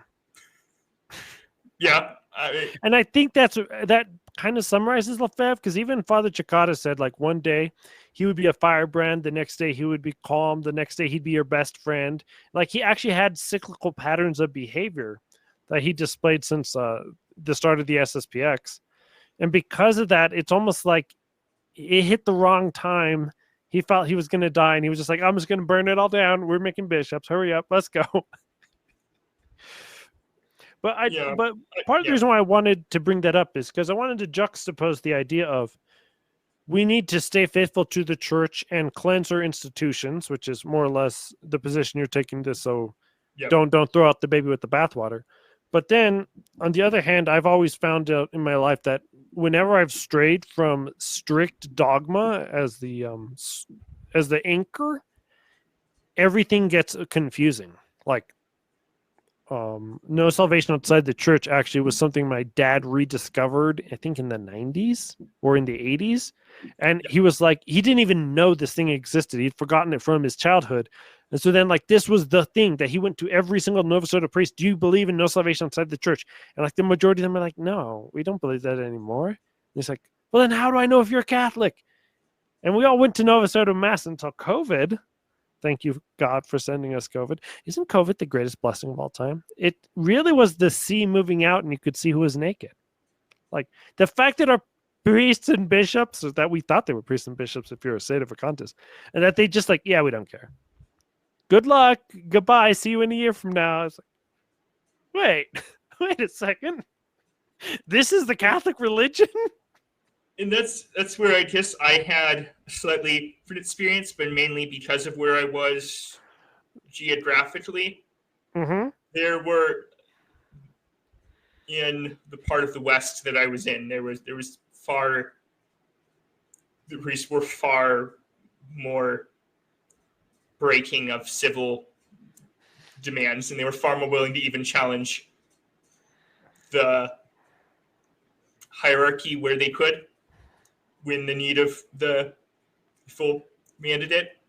I mean, they were like taking hilarious kind of little for show precautions during the coronavirus period, but it was basically this was actually Byzantine that I was going to during that kind of period.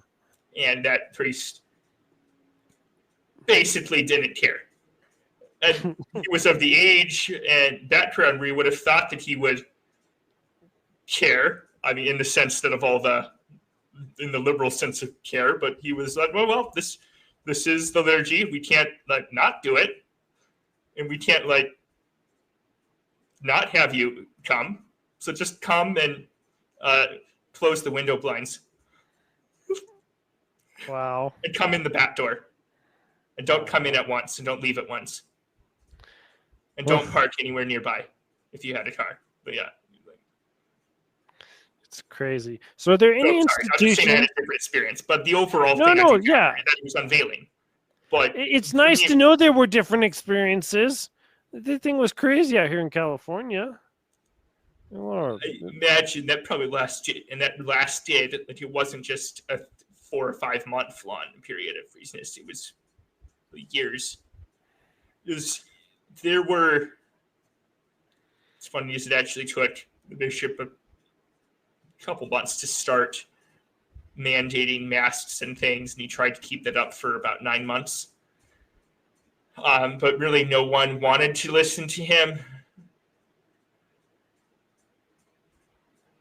So you're saying the committee overruled the bishop? Bad Nova Sardas. But it's funny because I'm now falling into the same trap that I'm accusing him of. But in a way, I think I'm agreeing with you that one way to push back against the committees that shut down the sacraments, because how was the shutdown of masses achieved? Like, it was bishops who were tight with big government politicians who were just saying, oh, the government politicians said, hey, why don't you just shut it down? And then you're like, cool, boss. Yeah. It was 4 weeks to slow the spread, right? Yeah. And then 4 weeks became 4 months, and you're like, wait. 4 years. No. Yeah, but during that, I mean, it was kind of a decision that came from on high, and the bishops were just kind of told by the USCCB, is kind of what it passed down through, was, yeah, you have until tomorrow to make the announcement yourself. Otherwise, we're making it for you. You're shutting it down. So that's a committee, and you have weak bishops on the other hand, who are just listening. They're like, oh, sure, boss. I guess, oh, I listen to you. Sure, anything for you, Mr. Committee. I work for you. Hey, is our annual diocesan fundraiser going well? I think we contributed enough to the great NGO work that they're doing. Can we get a raise for my diocese? Can we get some of that funding dispersed here? I do my job. Can we take some illegals in and put them up in hotels and you pay us? Hey, boss. I'm sorry, this is so much fun. But you have to take this as a serious problem if we're going to pretend like, oh, the Novus Ordo is the church. This actually has to be addressed, and people just don't address this. They're like, no, we'll sweep it. Why you only want to talk about the scandals of Pope Francis? Oh, well, do you want to talk about Opus Dei? Do you want to talk about the takeover of the Knights of Columbus, the takeover of the pro-life movement? We've already discussed the takeover of the parish lives. How about the Catholic action groups? It's like, do you have time to go down to Opus Dei? Well, I have time to do whatever. We can go another 20 minutes. In my mind, Opus Dei is setting up the dialectic. So you now have the crazy chaos and the chaos monsters of the left. And then you have this new group that's happy to do whatever the Pope wants. So we needed a Pope who wants a little less chaos. There is only allies, and he turns to them. So that John Paul II wants a little more order. He wants a little more just orderliness. I'd like to. What were you saying? I was going to say that's a great point, and I've thought of this my whole life, and I've never been able to figure this out. Why do the Popesplainers get to use this excuse of there's a committee that tells the Pope how every liturgy is going to go, and the Pope has no idea what's going on? I've literally heard this, I think, every year of my life that I've been cognitive. They're like, oh, did the Pope do something about, well, he didn't know about the Assisi would have that many false religions. You're like, well, what did he know? I can never know what a Pope knows. It's like, it's a mystery. Well, that's my view, is it runs the same way that like the Biden presidency ran, which is really the same way that most governments work, where it's like it's the middle manager who controls the show. And like I read this somewhere where like it's the intern from the prestigious university who's running on Red Bulls and wearing a lanyard and running around and getting no sleep, but who's the perfect ideological servant of the regime ideology. Like they're the ones running the show because they're the truest believer in the utopian goal that's just around the corner if we fulfill the 5-year plan.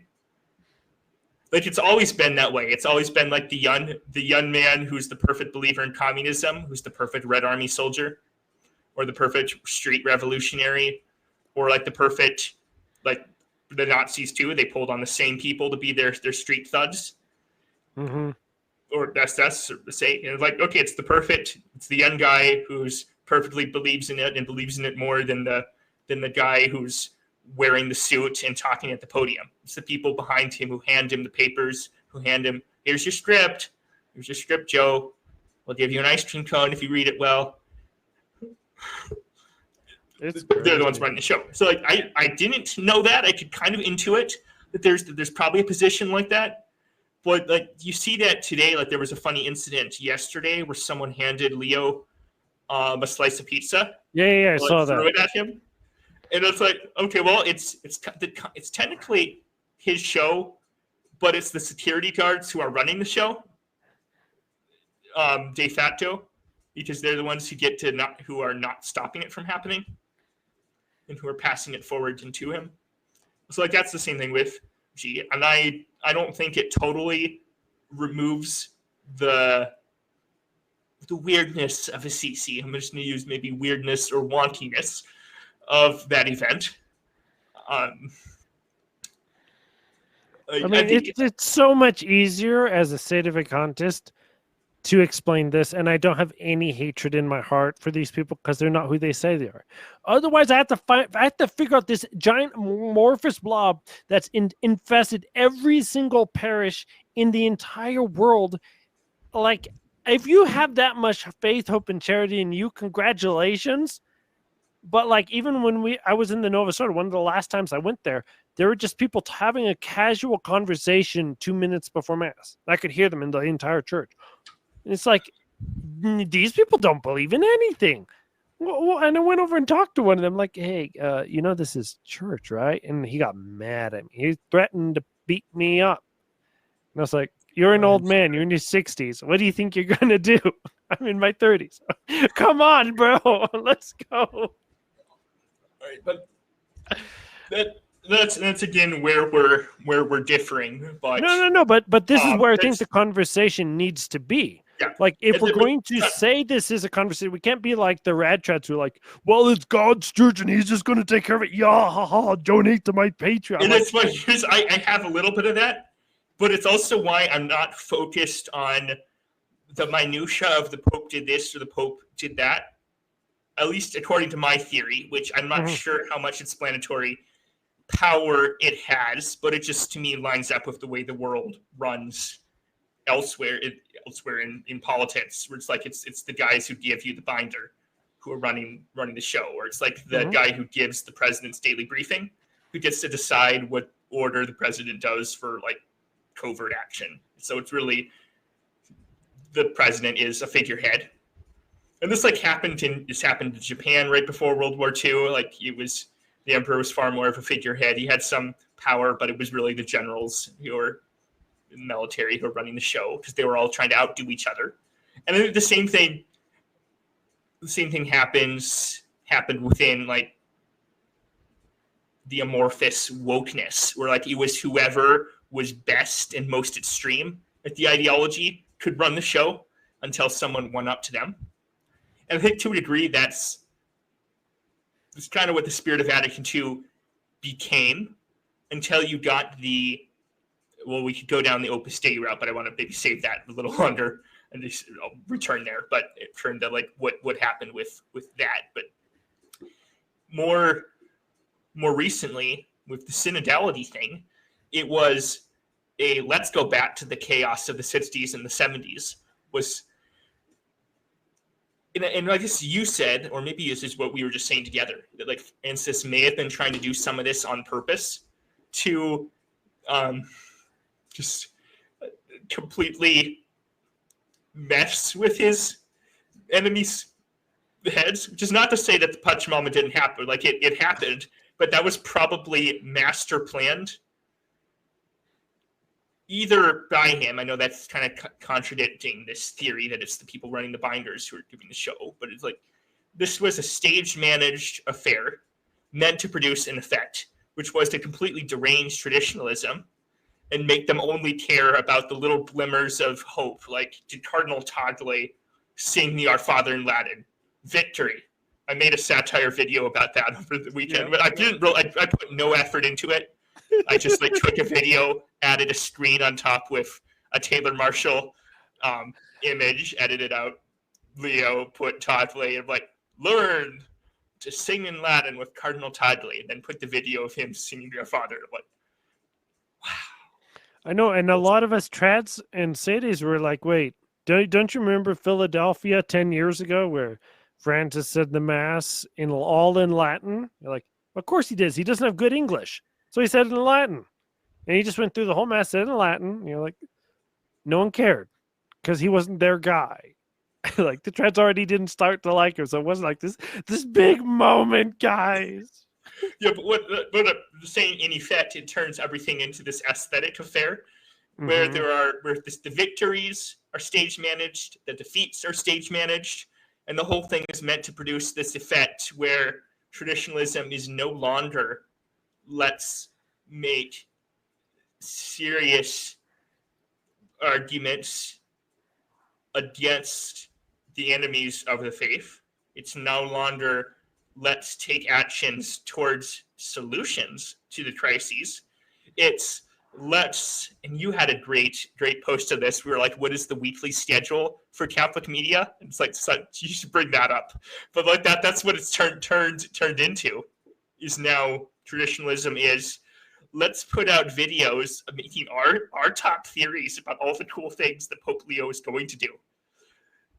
Like, have you seen those videos where they're like, here's my great theory of what's going to happen? Oh no, it's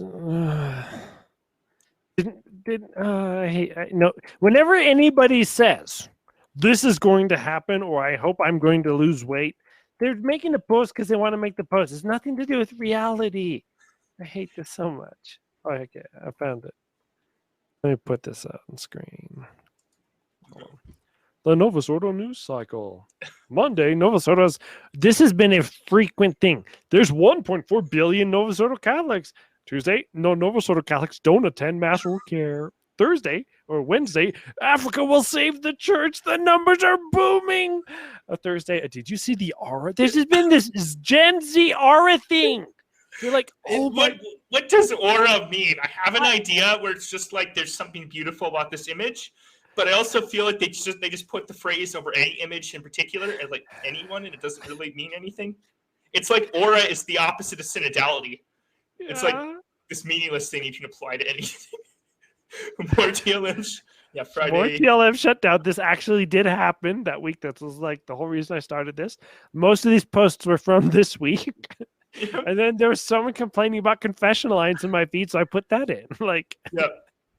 Well, it's funny because I've seen all these from multiple different weeks over the summer. It's like they're like topics. We're like, okay, what am I? So when you get a Catholic influencer, they would have to produce a certain amount of content. And I guess this even applies to like Chris Jackson. He's trying to produce 1 or 2 articles every day. Mm-hmm. So some days you hit it when you get like a John Henry Weston news cycle where there's tons of behind the scenes.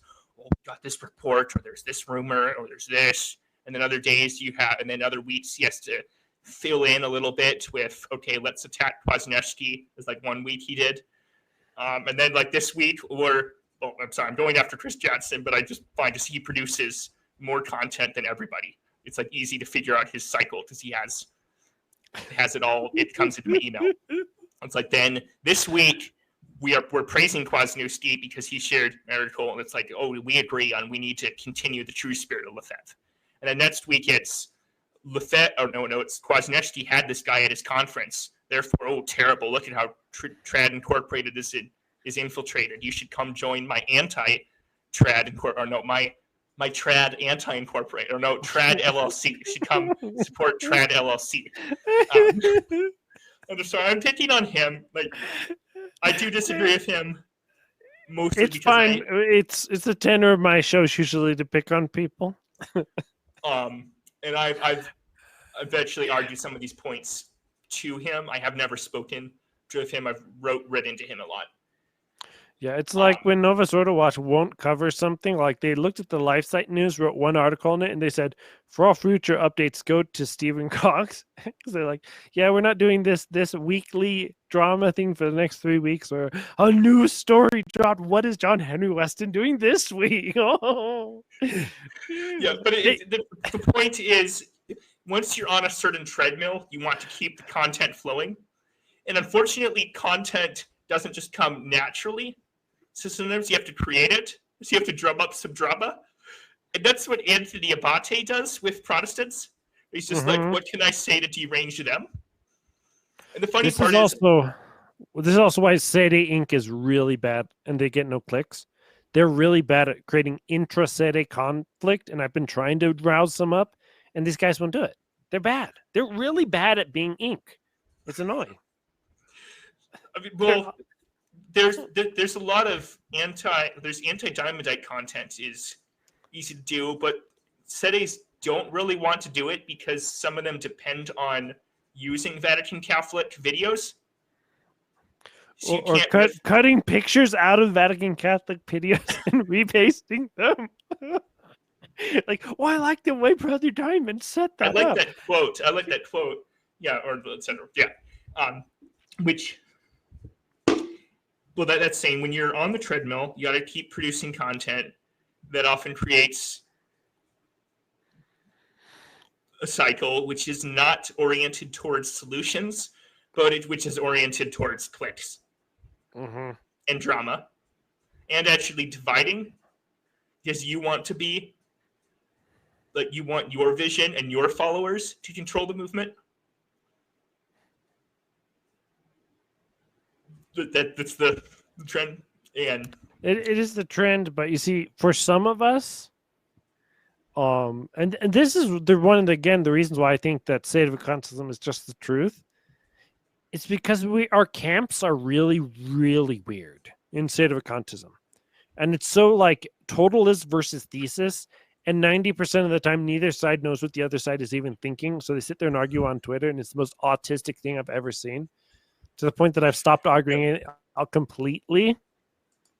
Versus the traditionalists, where it's like this girl-cat fight thing, like Abate and Catholic Christian are going at it a week and a half ago because Catholic Christian said one bad thing about the TLM just because he was mad at Abate, and then Abate just starts libeling him mercilessly on a private stream, and like, what's going on here? This is two groups of women fighting each other, and they can't make it like it's very entertaining. I gotta say, it's great for content.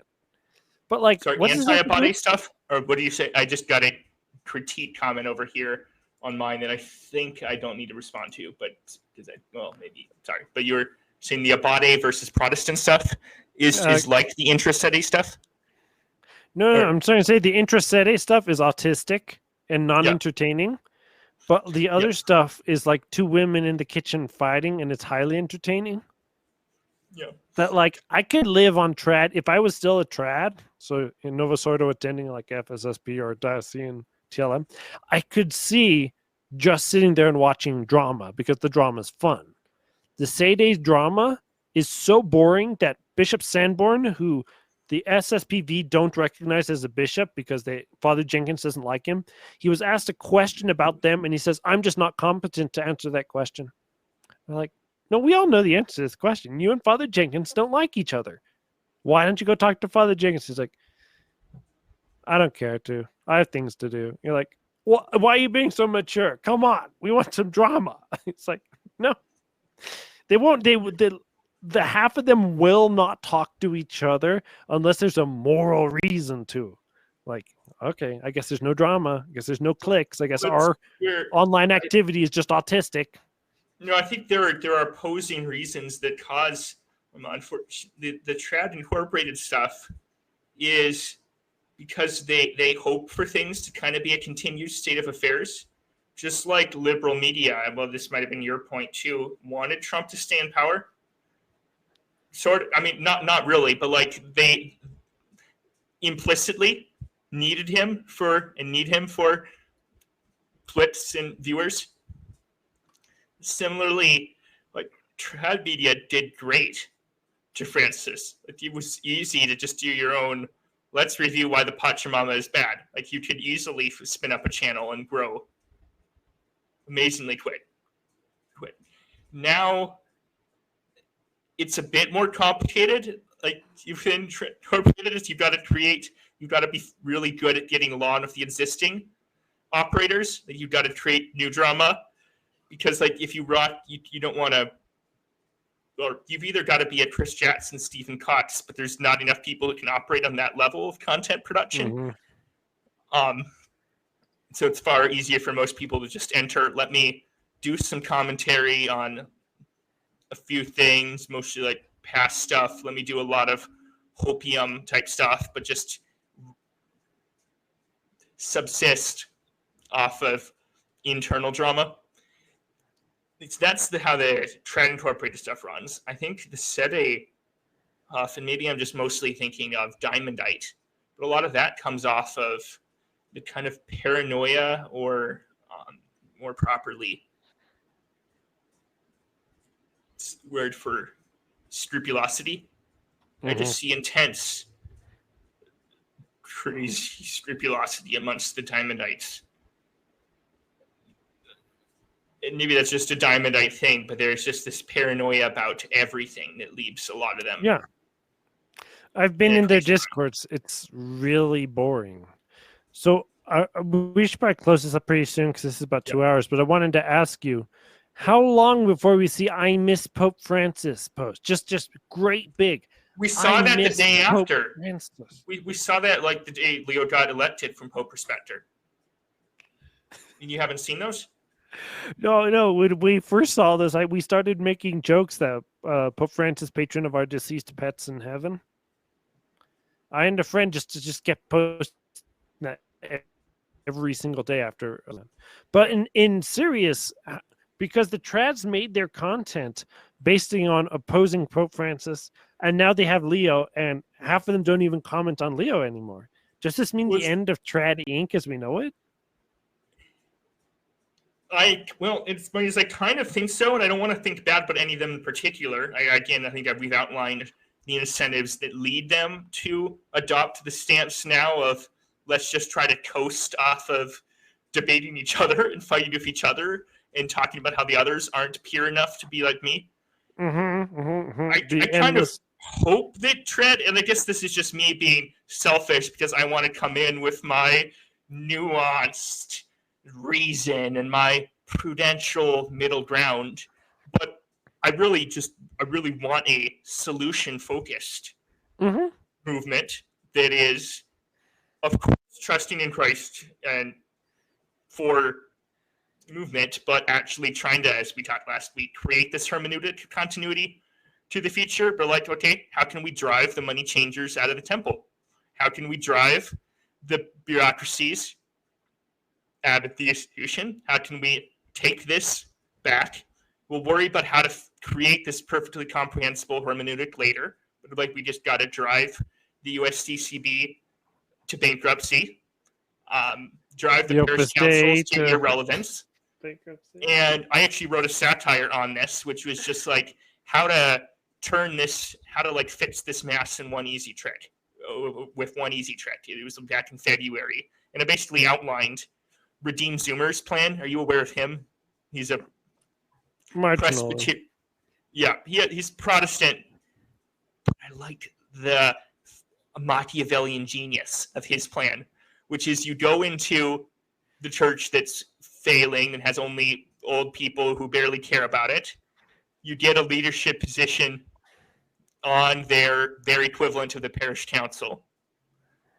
You become the most invested person there, and because most of them are just tired, like they've had 50 years of revolution, and they're just tired now, they'll hand it over to you, and you just kind of take it over, and you just keep pushing, and you just keep pushing, and you create the institution, and then you get rid of the things that caused the bureaucracy to flourish there in the first place.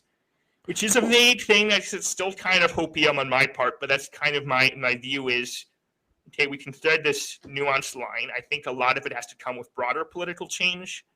Like we need some sort of way to escape the Federal Reserve. I'm sorry, like that's a nuance. That's one thing in particular.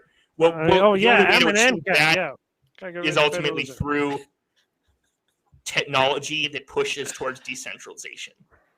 And like that would be technology that gets you to have the energy usage availability per person, like the technological capabilities that we have now, but not dependent on a grid. And I have interesting thoughts on that, and actually technology that could push towards that, but that I've found that people are working on. And I know that seems pretty far afield from church stuff. I don't know, you want to wrap up quickly, but it's my view that all of these things are connected. And like the bureaucracies in the government control and influence support the bureaucracies in the church. Bureaucracies in the church provide the moral, like little like push, and they provide the moral backing. They kind of, oh yeah, that. Like they help kind of support the politician guy, and the politician guy can go shake the hand of the Cardinal Dolan and be like, "Hey, I got his like non-endorsement endorsement," which is they say like the bureaucratic things in the church, the USCCB, Catholic Charities, give political cover to USAID, like all the two things. These are all like a seamless garment. They're seamless garment. Need to rip. And it's like, yeah, just pull it all down. I mean, and I say all, like the institutions that have arisen within the church, and like make the church not profitable anymore. Mike Parrott made a similar point on the rundown about not quite a year ago, but he said, you know, I helped a diocese build a church and I regret it. And if I did that again, I'd keep the church, so that the bishop couldn't close it after we built it or sell it after we built it, because as long as the money keeps going, you know, I've said this to so many Zaydes, like until we end the Federal Reserve, we're never getting the church back. And they're like, no, we're making priests right now. It's like, yeah, we're what, 400 or 500 priests at most? Not even that many. Well, you agree, like we're just going to take over everything. Yes. But I think you would agree the current state is not optimal. No. There are some people who want it to continue forever. Like, I think the Diamonds want it to continue forever. No, the world ended with Francis. It's literally over. No, I think there's ended there are with many the end of literally of Benedict. Okay. I think the world was supposed to end at Benedict. They took down some of their old videos. They've adjusted it somewhat, but at least, and I think this is what we agreed on last time. Being solution focused means being like, okay, the place we're in now has to change, and we also have to agree that somehow we have to retroactively prove that there was continuity. Yeah, we can't just be assuming this weird position that I see some trads do, like Christian Wagner, where it's like, when I disagree with this, I'll go to the 1800s to disprove you, but you're quoting Vatican II against me. Like, the cognitive dissonance that is being actively spread by trads right now is, I don't even know if they're aware of it. That's what drove people like Steve Skojec out of the faith entirely. He just couldn't handle the cognitive dissonance he had to do on a daily basis. Francis broke him. He broke a lot of people. Like, I worry about a lot of people that I know, like, well, beyond the ones who went Orthodox over this. And there are a lot of people like that who are my friends who lived at the same time during this. But like, I worry about a lot of other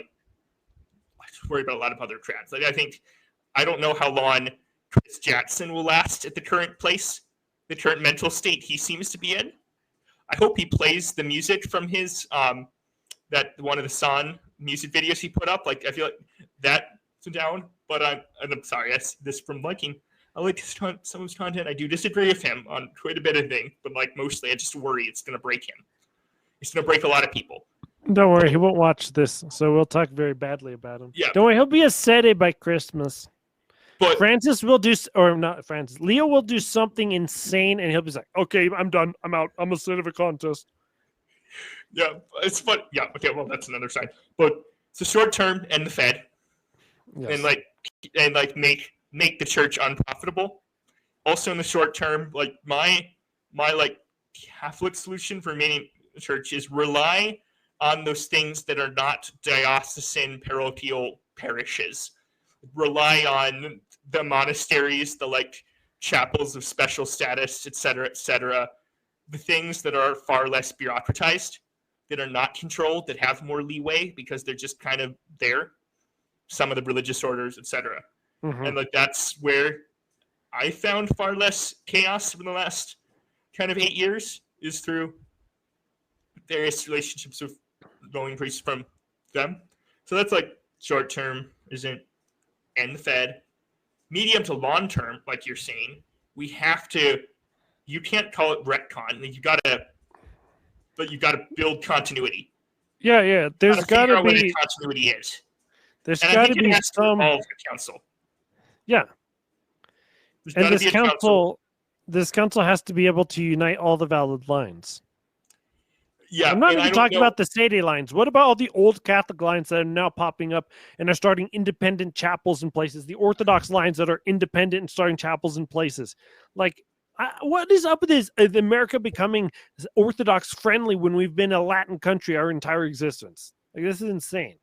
Which is to me, and it's funny because the hilarious thing is I am in doing this running into the same utopian thought that I think the Vatican II people did, where it was like, if we just do this, we'll get the Orthodox back, we'll get the Lutherans back, we'll get the Anglicans back, we'll get the Old Catholics back. If we just do this, the pleroma, the fullness of time has come.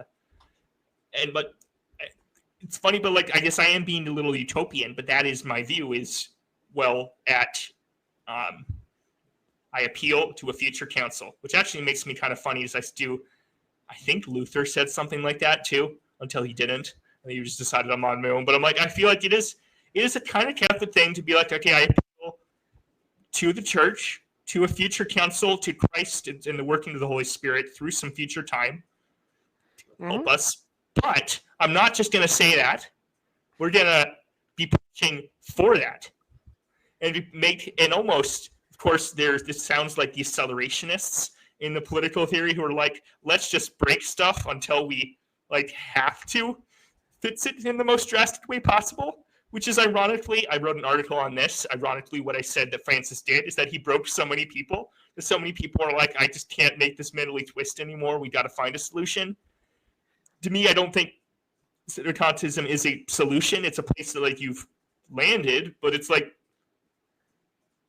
we could both agree. It's like the church is not meant to just like if there's 1,000 more years in the world, it's not like, oh wow, we just entered a new dispensation.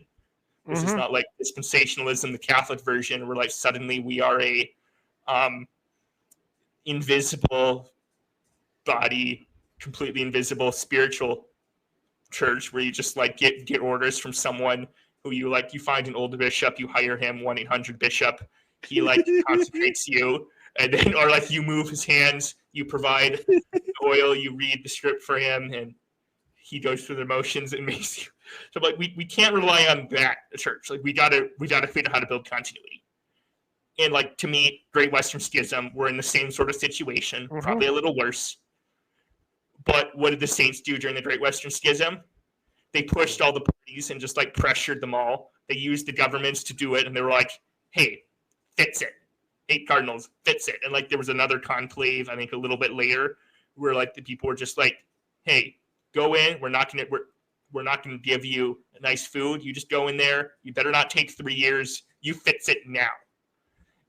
And it's like being mean. It's like what you're saying the committees do, the church, but you almost got to fight fire there. You're like, okay, we're creating our own committee. We're creating our own NGO that's going to put pressure.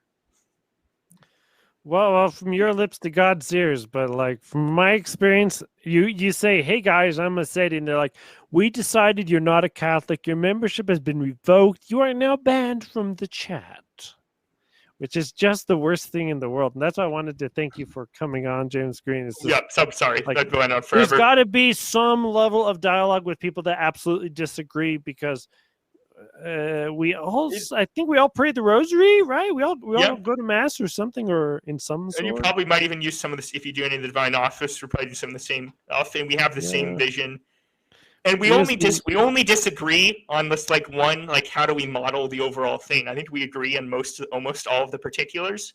It's just like what we call the thing that's happening. Yeah. It's whether or not we need to take Vatican II and my interpretation and your interpretation, but like. There's a lot of Vatican II. We need to fix Vatican II. Obviously, something went crazy wrong there. Something is. We don't know. We have to ask John Farrell, our NFP dictator. Yep. So, yep. Sorry, I've been one on whatever, but we should do a more satiric. I really love talking. We should do a more satirical, just cover all the Catholic influencer news. So I wanted, I still wanted to press you on. You heard Kennedy Hall's debate coming up this week. What a snooze fest. I don't even want to listen. If someone leaks I don't want to listen to it. I'll have Yeah. to reply to it. I don't want to anymore. Okay. I want to be Yeah. left alone. I want to be Well, like happy. there's stuff like that I'd love to cover sometime too. But yeah, appreciate it. Am I blocked by Calvin Robinson? I am blocked by Calvin Robinson. What? This is Did a you great go way after to- him? I was being a peacemaker, but maybe I did. Who Do you need to knows? see what he's, or well, I presume you have alternate accounts to be able to read such things. No, you can read from people you're blocked. You just can't comment or like or share their stuff. Yeah, it's why I do have alternate accounts, but like I was way too mean against the Diamondites, and I guess way too early. So I got blocked the first time I wrote something about them. Old Roman Catholics. But Father we'll also have Navarro. to see how this plays out because the world seems to getting more ripe by every year for a change, and everyone seems to keep thinking it's going to be here. But like, who knows? No. Yeah. Who knows? Okay, I'm going to leave it there. End the recording. Yep.